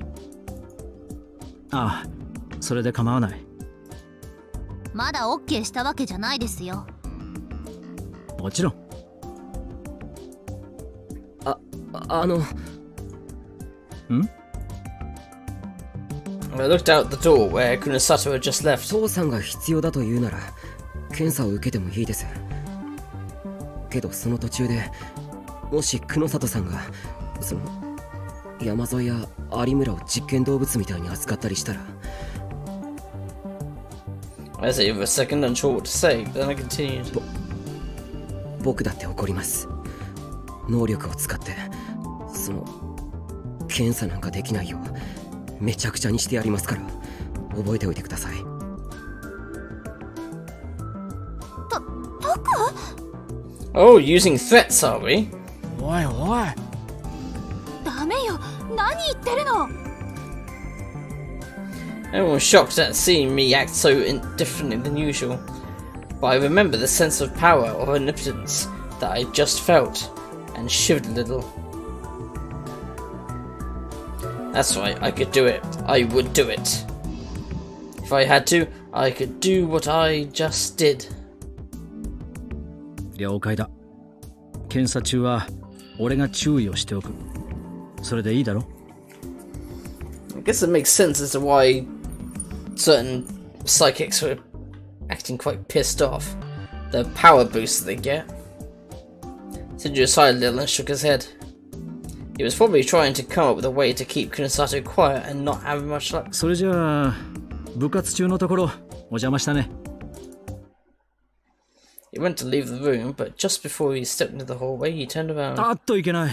もう一つ大事な話があったんだ。久野里さんのせいで忘れるところだった。何でしょうか。 It was clear in Kunosa's voice that she was still upset. Shinju may have been used to deal with Kunosato, but the Empress was a whole different animal altogether. He flinched a little. 宮代くんと尾上さん、あと伊藤くんにちょっとね。私ですか？俺何も悪いことしてないっすよ。してないです。君たち病院の地下へ不法侵入したじゃないか。あれはですね。というかそれを言ったら新庄さんや久野里さんだって。その通りだ。だから今のは冗談として。Bloody hell. 冗談になってね。本気でびっくりしちゃったよ。I almost pissed myself. 聞きたいことっていうのは実はその地下施設のことでね。Shinju's voice dropped several decibels as 久 he 野里さ continued. んの話だと施設の PC に南沢千里という女の子のデータがあったというんだが。Kurosawa gasped a little. Shinju didn't know what Kurosawa and Minasawa, though, so he just looked confused for a moment before quickly 久野 continuing. 里さんは君たちも一緒に見たと証言してる。覚えはあるかな？ Suddenly hearing that name almost brought back the trauma, but はい見ました。データは確かにあったんだね。はい。そうか。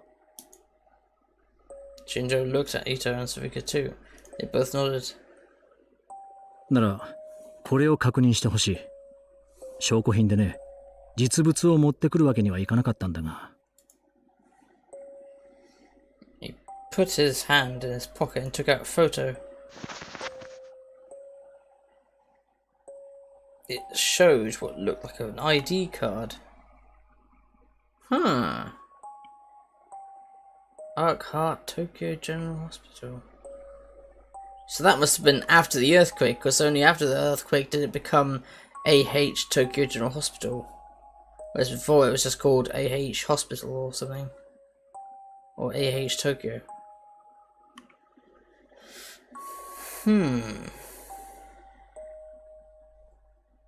That's really interesting.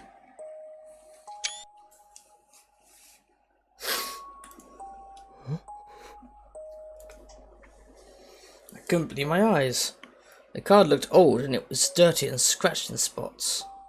But the name and the face of it were clearly visible. That's right, the name of the ceremony was displayed under the ID number. The expressionless face in the picture was, without a doubt, the girl I'd seen in the basement. どうだろう。同姓同名の別人ってことはないかな。久野里さんはこの子に間違いないと言ってるんだが。間違いないです。俺もそう思います。私も。All three of us answered instantly. Shinjo nodded and put the picture back in his pocket. そうか。ありがとう。その子、南沢千里さんがどうかしたんですか？ I asked, trying to say it in a way that wouldn't bother Kurusu. ゆうべ、そうだな。ちょうど君が浮くんを青葉寮に連れて行ってしまった頃か。新鮮駅付近を警ら中だった巡査2名が連続放火事件の容疑者らしき女を発見した。Yes. っていうと、私たちを襲ったパイロキネシストですか？あ、君らの証言や有村さんに協力してもらった似顔絵と特徴が一致していたそうだ。何よりも火を使ったらしいからね。Supposedly, I'm told. Those words probably meant. 逃げられたんですね。職務質問をしようと近寄った途端にやられた。一人は重度の熱傷で、今病院の ICU にいる。Bloody hell. もう一人の巡査は女を取り押さえようと揉み合いになった。結局彼も手足を焼かれ重傷なんだが、その時女が落としたのが。He patted the photo in his pocket. Huh? That woman had Minami's ID card? Why? Oh, because it's obviously her! How many people with pink hair do you know? それって宮代を襲った犯人がってことですか？ What the fuck? Suddenly there was a loud crash. I turned and I saw Kurusu had gone deeply pale and been forced to grab the table to stop from falling over. My ticket was lying shattered on the table. The sound was probably from when she dropped it. クルス？先輩、大丈夫？ええ、ごめんなさい。ちょっとめまいがしたものだから。座ってろ、副部長。ありがとう。Kazuki dragged a chair over for her to sit in, and she collapsed down on top of it. Shinjo seemed to realize that something was wrong. He hesitated a moment and then asked in a soft tone as he could muster. クルスさん、もしかして君も南沢千里のことを何か知っているのか？新庄さん、そのことは。平気よ、タクル。Kazuki looked up and cut me off. And then she told him about Senri was a childhood friend and that she was being used as a test subject in the experiments conducted in the basement. And finally... でも、千里は渋谷地震の被災者として慰霊碑にも名前が刻まれています。犯人であるはずがありません。 That's how she finished. そうですよ。あの地震の犠牲になったんだろうって久里さんも言ってましたし。 I quickly added. Shinjo thought for a moment and then spoke, even more gently than before. クルスさん、よく話してくれたね。ありがとう。彼女の死の記録が事実かどうかは今警察で再調査を進めている。その状況次第では申し訳ない。改めて署の方で話を聞かせてもらうかもしれない。構いません。何かの間違いだと信じてますけど。There was no doubt in her voice. Shinjo chuckled a little. 君の友達を疑いたくはないが、因果な商売でね。犯人の正体はともかく、宮代君と有村さん、君らはまた狙われる可能性がある。用心だけはしていてくれ。やっぱりそうですかね。君たちは能力者だとバレてしまったんだ。何かあったらすぐに連絡を。24時間いつでも構わない。あと南沢千里の件に関しては警察から正式に発表があるまで外部に漏らさないでくれ。真偽がはっきりするまでマスコミあたりに騒がれたくない。頼んだよ。 But we're the newspaper club. We're meant to exploit this thing. Jin took one last worried look at Kurusu and left the room. Everyone fell silent, lost in their own thoughts.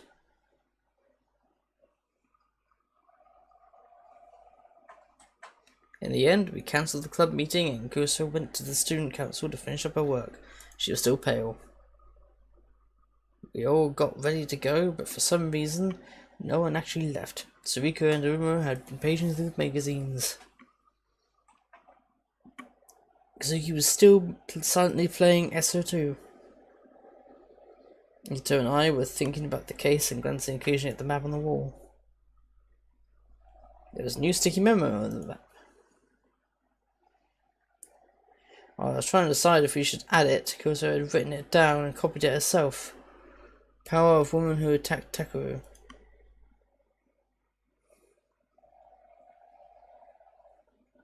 Okay, that might be Senrei. Yeah, it is Senrei, I'm pretty sure. Yep, Pyrotechnic had her ID card as well. Her normally beautiful handwriting was a little unsteady. She'd probably been shaking as she wrote it. 南沢千里か。ああ。確かに似てたな。ID カードにあった子供の頃の写真と有村の証言の似顔絵。Rimuru looked up from a magazine. She was staring at me. She didn't say out loud, but it was obvious she was trying to tell me that she thought so too. I thought back to when she attacked by pyrokinetic. She was a lot older, but if the girl on the ID card grew up, she might look like that. Yeah. それじゃ僕らを襲ったのは。いや、でもそんな。なんかもう少し情報らしきものがあればな。もしかするとあの子なら何か知ってるかもしれない。あの子？ああ。I hesitated for a moment, but then realized that we weren't getting anywhere as things stood, so I held out my hand towards Ito. 悪いがスマホ貸してくれ。お前まだ新しいの手に入れてないのかよ。もうじき買うよ。サンキュー。To the phone with Mito and dialed the number.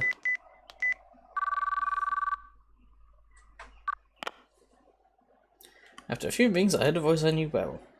It was a gruff voice I'd heard almost every day lately. はい、青葉いいんです。もしもし、父さん。僕だけど。あ、おお、タクルか。どうした？あのさ、山添さんなんだけど、今どうしてるかなと思って。ああ、今診察室のベッドで点滴をしてる。軽悪い栄養失調が見られてな。お前が言うようにかなり劣悪な環境にいたんだろう。今って電話に出られるかな？眠ってはいないから大丈夫だとは思うが、ちょっと待ってろ。Look at him getting further away from the phone.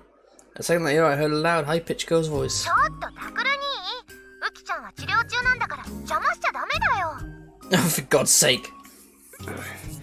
お前の大声の方が治療の邪魔じゃないのか。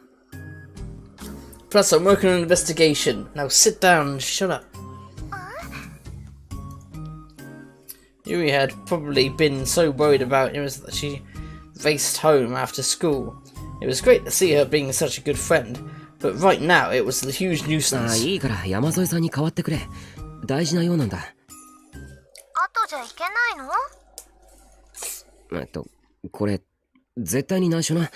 できればクルスには聞かせたくない話なんだ。お前も黙ってろよ。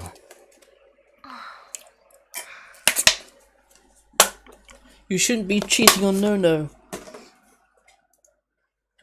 There was silence on the line for a moment as she thought, but eventually she bluntly agreed. わかった。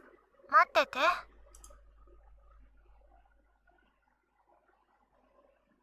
Since it was just me, she probably didn't feel the need to hit the hold button. I could hear doors opening and closing as she went to the exam room. There was some whispering and I heard another girl's voice. もしもし。ああ、急にごめんな。具合良くないのか？大丈夫です。私は平気だと言ったんですが、佐久間先生とゆいさんが心配してくださって。そっか。I was relieved to hear that she wasn't in bad shape. What I was about to ask might be bad for her mentally. な、もしかして南沢千里って子知ってたりしないか？はい。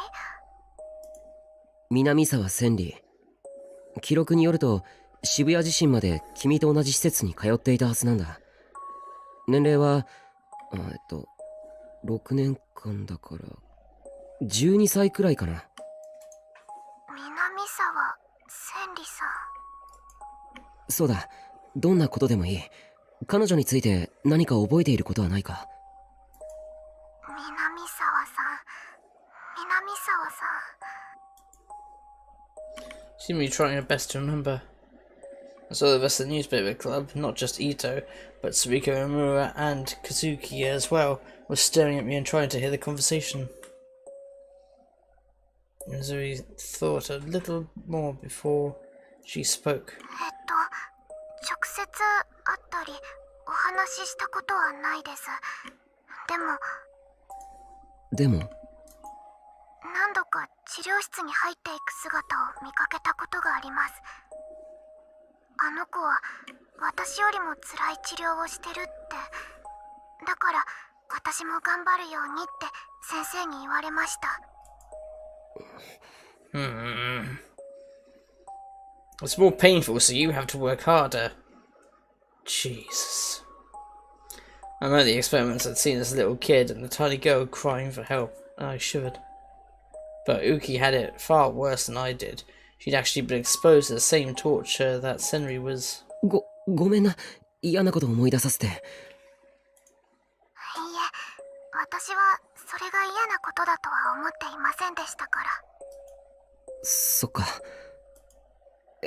他に何か覚えていることはないか？あと、そうですね。南沢さんは随分と足が悪かったみたいです。足？はい。私が見かけた時はいつも片足を引きずっていて、先生に支えられるようにして治療室へ入っていきました。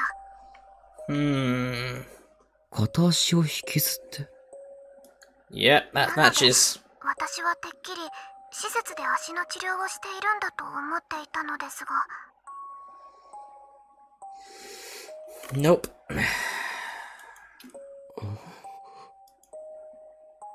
Dragging her leg? Wasn't that the same thing the pyrotechnic was pyrokinetic was doing? Yep. Yep, it is her, like I said. しろさ。 Why did it take you so long to put that together? いや、ごめん。また何かあったら聞くよ。ありがとう。はい、それではゆいさんに電話を戻。そのまま切っちゃってくれ。うるさいから。じゃあまた後で。You shouldn't say that about your little sister. なんか聞こえたよ。うるさいって何？ Ooh! I hung up the phone before she could finish and handed it back to Ito. And I looked at the map again. She's gonna be waiting at home with a knife and she's gonna kick your ass. Sword in his trembling hand. Martin had found the woman had Senri's ID. Apparently the killer might be Senri. あの女は本当に南沢千里なのか。でも彼女はもうこの世にはいないんだろ。副部長が言うように慰霊碑にも名前があるし。It wouldn't be the first murder that's been covered. I mean, how many people were dead in that attack? I mean that earthquake. How could you be certain of every single body? なあ、でも地下で見たデータでは行方不明になってた。だからそれは。そう、新庄さんにも言ったけど、僕はそれが彼女の死を意味すると思い込んでいた。クルスもそう言ってたし。けどもしそれがデータ通り本当に行方がわからないだけだとしたら。Yeah, if she was missing and then an event like that would happen, they would assume death. どういうこと？ So he was looking between me and the map in the confusion. 尾上も覚えがあるだろ。AH 東京総合病院は渋谷地震の時災害拠点病院の一つになっていた。被災者のデータはいくらでも共有できたはずだ。そうなるとちょっと変ですね。慰霊碑に名前があるってことはどこかの病院あるいは警察で彼女の死亡が正式に確認されたってことですもんね。It means somebody declared her dead, which is really suspicious. だろ？あんな実験までやっていた連中が大事な被験者の死亡情報を見逃すはずがない。確かに行方不明なんて書かないよな普通。Yeah, very true. So he crossed his arms and って thought. ことは死亡したっていう情報が間違いもしくは嘘か。新庄さんは多分それを疑ってる。南沢千里という子はまだ生きていて、そして僕たちを狙ってるってことだ。Definitely the latter one. Deliberate lie. Red sun was about to sink below the buildings on the horizon. I looked out the window and saw the sunlight illuminating the clouds and forming a brilliant twilight, but it would soon disappear and the cold night would come. Unless you're on the flat earth plane, and in which case, the sun doesn't go down over the horizon, it just goes far away for you to see. でもさ、仮に犯人が南沢千里だとしてなんでお前を襲うよ。それはわからない。なぜか能力者を恨んでいて、たまたま僕が引っかかったのか。だったらわざわざニュージェネの狂気事件をなぞる必要なくね。I don't think. No, she's not involved in that. 宮代の推論通り犯行に何かメッセージがあるとすれば別だけどな。Some kind of message. Back then, when Mrs. Nono was begging for help, I'd left her there. Oh no, it isn't another girl, it's just a mirror. Ah. I was just a kid, what could I do? No matter how much I told myself that, she probably wouldn't agree. She thought I was a ray of hope and I'd left her there and ran. Oh, it wouldn't surprise me if the memories of that turned to hatred and rage she would never forget. And after she was set free during the Shibuya earthquake, she attacked me. Huh? Suddenly I remember the time when she attacked me. The smile on her face had chilled me to the bone. And this is what she said. 見つけた。まさか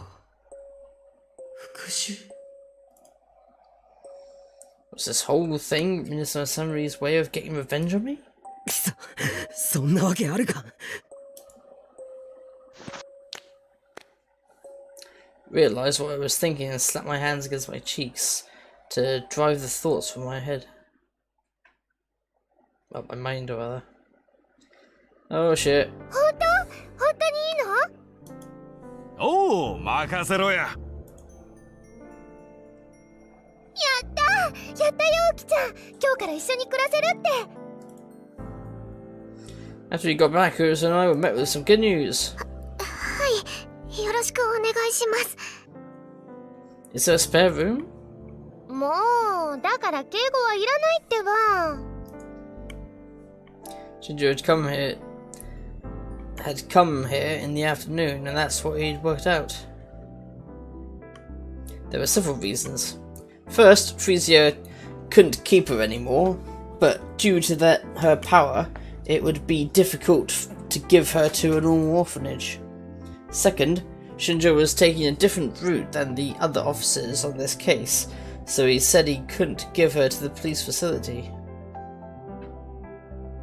And the most important of all was that this was what Yuki wanted. Having her old friend Yui here seemed to be helping her a lot. よかったわね、ウキちゃん。はい。 She blushed a little and nodded. 父さんもありがとう。なに、むしろこっちがありがたいってもんだ。誰かさんと違ってとっても気が利くし、家事の手際もいい。もう少し元気になったら委員の手伝いもしてくれるって言うし、大助かりだ。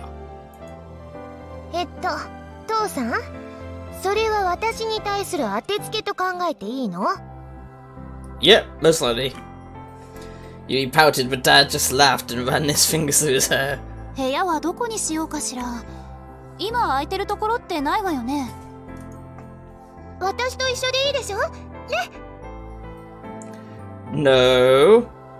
I think, Takaru should sleep with, Caruso, shouldn't he? そういうわけにはいかないわ。ユウトはどうするの？別にいいじゃない。平気よね、ユウ。 That's way to treat your brother. ほら、ユウト困ってるでしょ。ダメよ。だったら僕の部屋は？嘘。タクルにってばやらしい。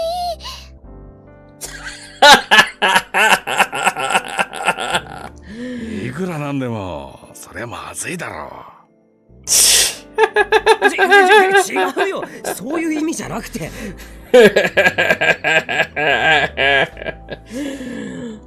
You can deny it all you want, not gonna get far.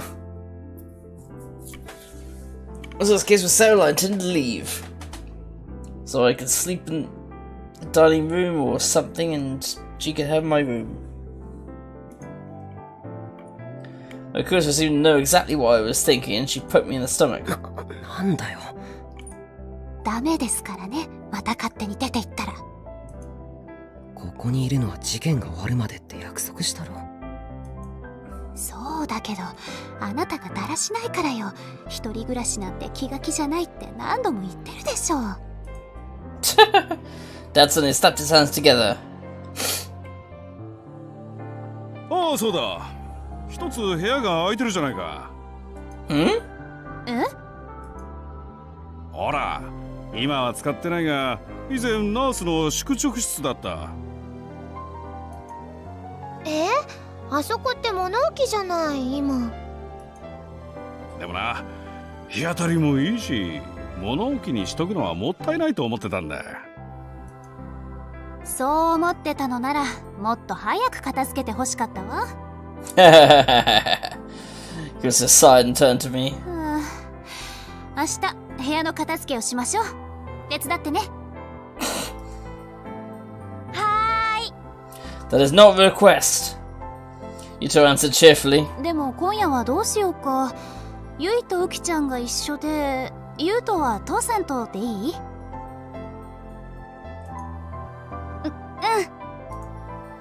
よし、決まり。布団用意しなきゃ。ゆう、手伝ってくれる？私、自分でやりますから。大丈夫。ウキちゃんは何がどこにあるのかまだ分かってないでしょ。あと、敬語はいいってば。は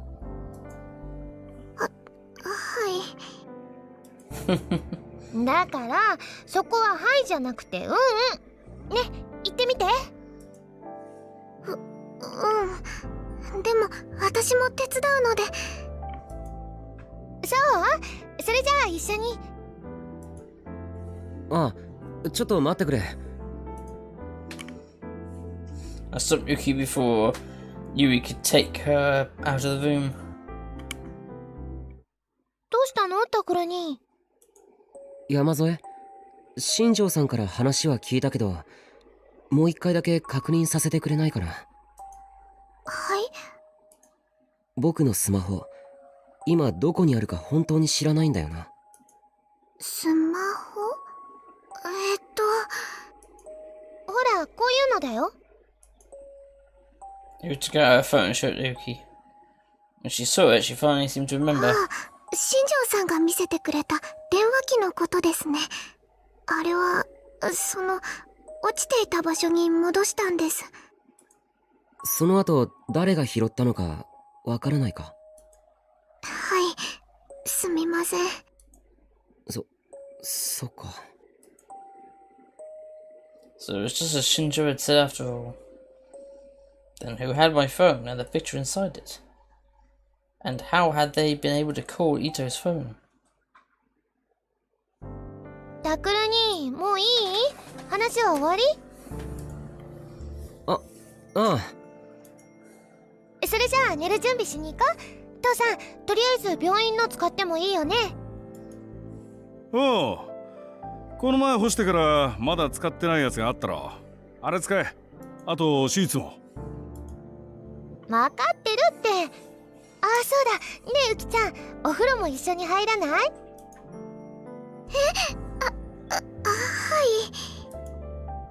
だからはいじゃないでしょ。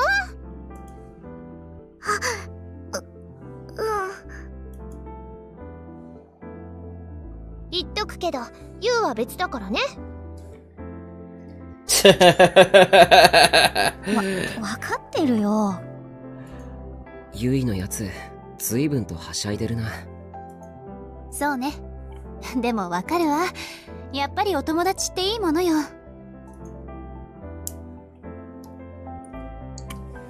You took Yuki and Yu to the クル room. スは大丈夫か？どうして？ほら、食費とかいろんな世話とか一人分増えるだろ。世話は平気よ。ウキちゃんはいろいろ手伝ってくれるって言うし、むしろ楽になるくらい。食費とかはまあ父さんが頑張ってくれれば。おう、任せとけ。ちょっとトイレに。Dad quickly ran out of the room to escape Kurisu's gaze. She chuckled, but there was kindness in her laugh. If you say so. How is Mishoro? Completely awakened. Shall I do it? More. More? Yes, more. More suffering. More regrets. The pain. More. As you wish. Creepy. Sunday. Yuki and I got full medical check at the hospital run by a friend of my dad's, just like Shinjo suggested. And now the numbers, brainwaves, electrocardiographs, MRIs, and other images were lined up on my dad's computer screen. Of course, as a complete amateur, I had no idea what to make any of it. Gunso was talking to my dad as if she were a colleague, rather than addressing him as much older man than he was. おかしなものって何ですか？ただでさえこんな検査されてムカついてるのに。しかも今日って友達と約束あったんですよ。女子同士って一度断ると後々面倒なんですけど。I can understand that entirely. And put her hands on her hips and complained. Uki, for her part, looked scared. She was hiding behind me and trying to stay out of Kunosato's 素 sight. 人は黙ってろ。邪魔だ。はあ、冗談じゃないですよ。ここでちゃんと言っとかないと、この先どんな実験をされるか分かったもんじゃありませんからね。そういうことを言うど素人が一番腹が立つ。なあ有村さん、久野里さん、そうやって一日中喧嘩してて疲れないか？ You'd think so. But it might be their kink. She just sighed like he always did. Uma's eyes narrowed as she glared at Kunosato, who just laughed. で、佐久間先生、結果はどうでした？分かったことがあればなるべく早くお願いします。できればこの後買い物に行きたいんで。ああ、そうするよ。まずウキちゃんの成長阻害因子に関してだが、これはすぐにはわからん。染色体からホルモンの分泌異常まで詳しい結果が出るには時間がかかる。で、タクルと有村さんに関しては体はどこにも異常なし。どの臓器もすこぶる健康だ。ただしタクルは食事のバランスが明らかに悪い。特定の栄養素が欠乏してる。これはノノによーく言っとくからな。You turncoat. 有村さんは少し甘いものや油を控えた方がいい。ジャンクフードもやめること。このままだと確実にメタボへ一直線だ。Charming. Well, as long as she doesn't drink that Mountain View, then she'll be fine. 体のことは別にいい。脳はどうなんだ？ああ、これが MRI だが。I clicked on one of the images, which displayed images of the human brain. Imura must have found the sight of her own brain creepy, because she looked away. Uki didn't seem to know what it was, and stared out from behind me, confused. Kunosato clicked through the images slowly, checking each little pattern in turn, and then finally tossed it 3 away. 人ともネガティブだな。ああ、ネガティブだよ。ネガティブ？嘘、頭悪いってことですか？Oh, if only that could be done in real life. Emma staggered back as if she began some kind of shocking news. 確かに頭が悪いな。バカすぎる。So as good as that comeback in Ghostbusters when that guy calls him dickless and then the mayor goes, "Is this true? Yes, this man has no dick." そんな。いやいや、そういう意味じゃないから。That chuckled a little. 久野里君、君は聞いていた以上に人が悪いね。ネガティブの意味もわからないようなやつはバカと断じていいはずだが。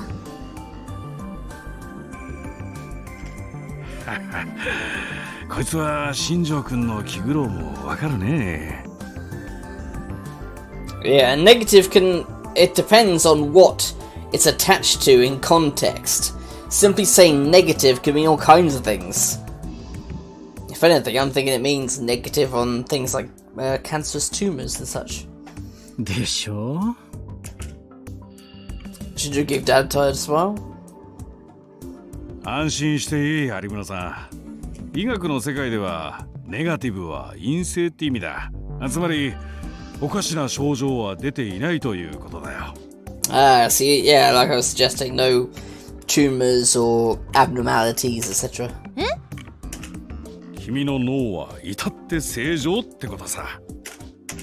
なんだ、びっくりした。Emma sighed with relief for once, acting like a little girl her age. Lately, I'd finally understood that this was who she really was. She'd once told me before that she was always trying to be the person that people around her wanted her to be. ギガロマニアックスと脳の肥大化の間には結局因果関係はないのか。少なくともタクルたちに異常は見られない。君の言うそのギガロなんとかとの関連性は自分で判断してくれ。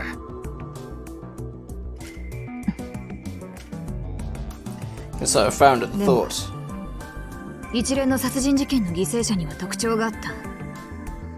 被害者の脳に同一の症状が見受けられた。That's probably from after the effect of what happened to him. Because I showed Dad her tablet computer. It had several brains that weren't ours. Remember, looked away これを again. 見ればわかるだろう。どれも大脳新皮質が肥大化している。ああ、言われれば確かに。Dad whispered, looked at the tablet. 肥大化？大きくなってるってこと？まあな。およそ 1.2 倍といったところか。そこで今回お前たちの脳に同様の症状があるのか見せてもらったわけだが、結果はネガティブだった。お前たちの脳は通常の人間と変わらない。つまり被害者にだけ脳を肥大化させる特別な何かが起こった。さあ、それはどうだろうな。この程度なら日常生活に支障のあるレベルじゃない。知性や知能にも影響はないだろう。本人も気づいてなかったんじゃないか。つまりもともとそういう脳をしていたのか、死の間際に異常をきたしたのか、あるいは脳に異常をきたしたせいで死んだのか、断定はできないということですか。I'm pretty certain it's probably what happened to them when the person fucked with their heads. And look at the kind of... そういうことだね。いずれにせよ考察のためのデータが乏しすぎる。せめてあと 2,3 に被害者が出てくれればいいんだが。だからそういうことを口にするのはやめろ。Ginger treated it like a joke, but her face was completely serious and terrifying. っていうか、つまり今日の私たちの検査はあんまり意味がなかったってことですか？冗談じゃないんですけど。Oh no, now we've got confirmed evidence. いや、そんなことはないさ。有村さんがすこぶる健康で脳にも異常なしって分かっただけでも収穫じゃないか。Ginger tried his best to make her feel better, but 私に向かって心にもないこと言っても無駄ですよ。yeah, it doesn't work when someone can read your when you're telling a lie and that. これだから有村は厄介だって思いましたね、今。そんなことあるわけ。あ、Ginger gave him a load his head. すまん。ああ、せっかくの休みが潰れちゃった。私そろそろ行きますね。Everyone grabbed her bag and tried to leave. ちょっと待て。But she turned around at the door when Kunsato stopped her. 何ですか？最後にもう一つ手伝え。お前の能力が必要だ。嫌です。だから久野里さん、物には頼み方というものが。But Kunsato told him.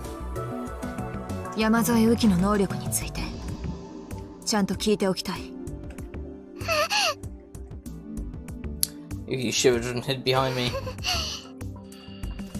Ed saw her and frowned in a way that only I could notice. Then he said, I'm gonna hit the restroom, and walked past her and moved out the door. On the way out, he whispered to me, 俺は向こうへ行ってるわ。超能力なんて話は医者の領分じゃねえ。聞いてるだけでこっちの頭が変になりそうだ。I can agree with that. After I left, Kunsura looked at Tiny Yuki with cold 山 eyes. 添、お前自身にもよく分かっていないようだが、とりあえず知っていることだけでいい。話してみろ。Her harsh tone only scared Uki more, but I looked at her and nodded, and she tried her best to work up courage. 私は誰かが心に描いたものを形にしてしまうみたいなんです。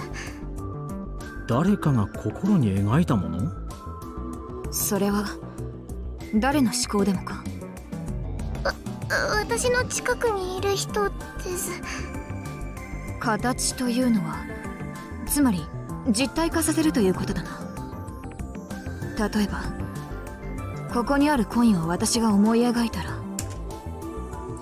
Kunsura took out a penny and showed it to Uki. そういうものの場合もありますし、そうじゃないものもあります。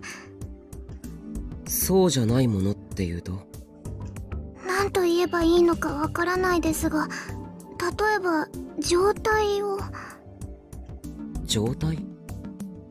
Like alternate timelines. 綺麗になりたいとか、こうなってほしいとか。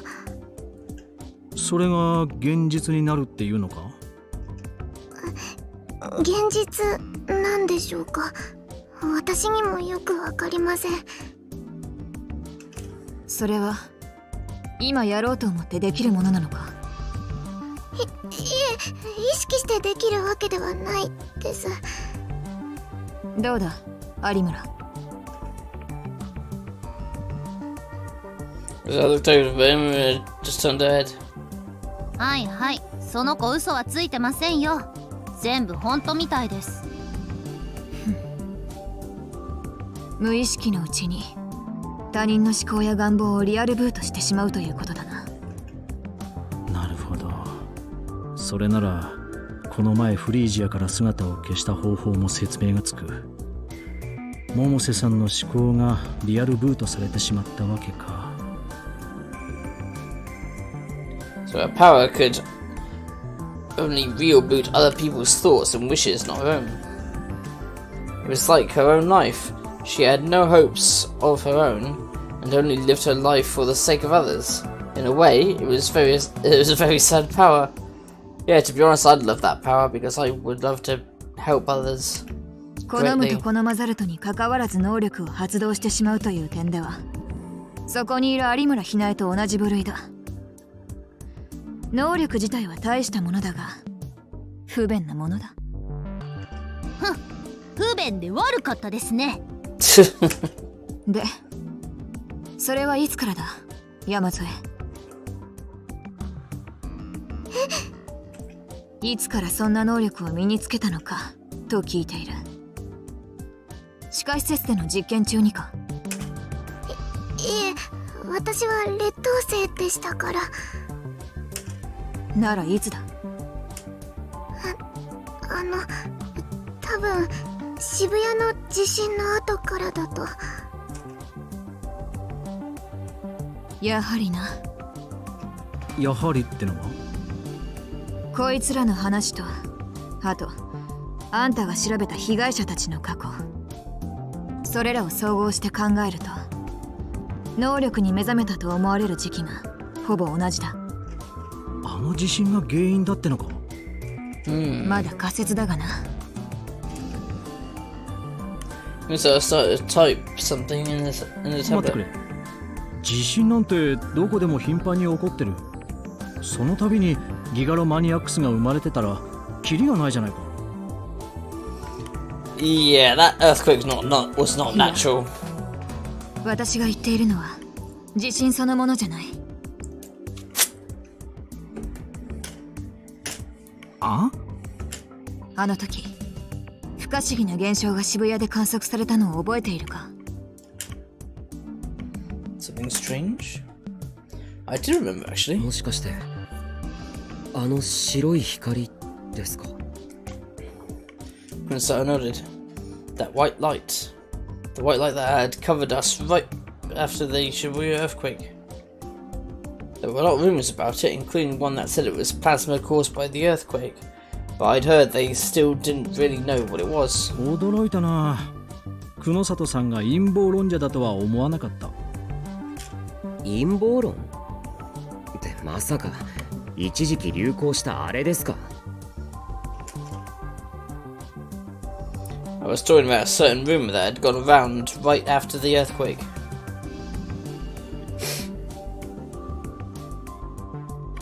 It was caused by a secret tectonic weapon experiment, a joint project between the US and Japan that might have gone awry, and that the mysterious light was caused by this explosion, and that Chaos Child Syndrome, which was believed to be a form of PTSD, might actually be caused by the materials used in that weapon.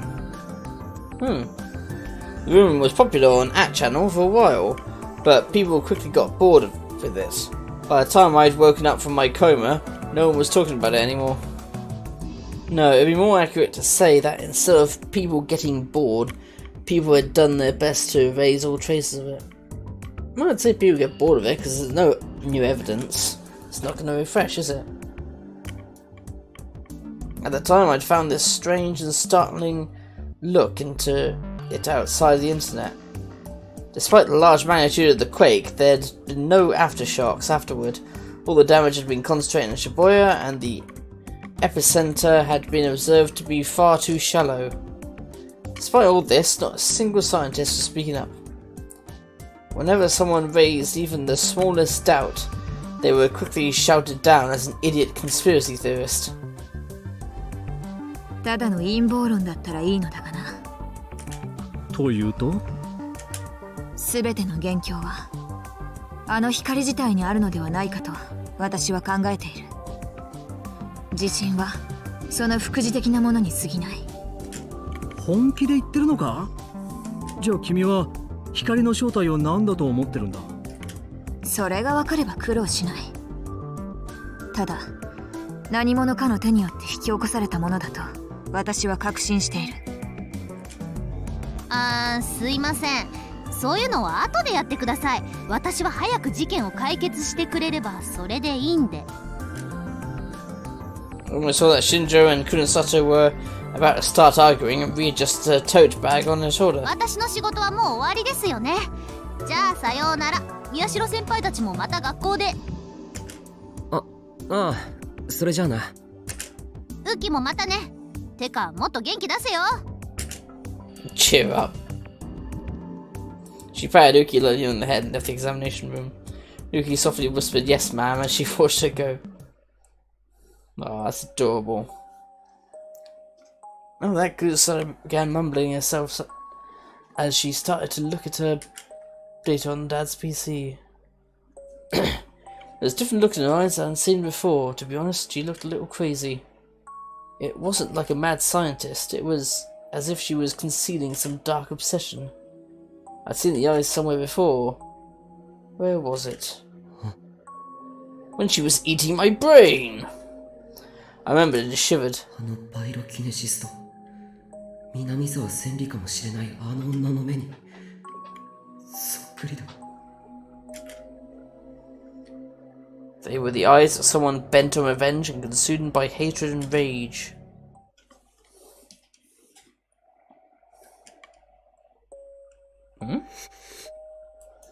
Right, I'm going to leave it at that, everybody.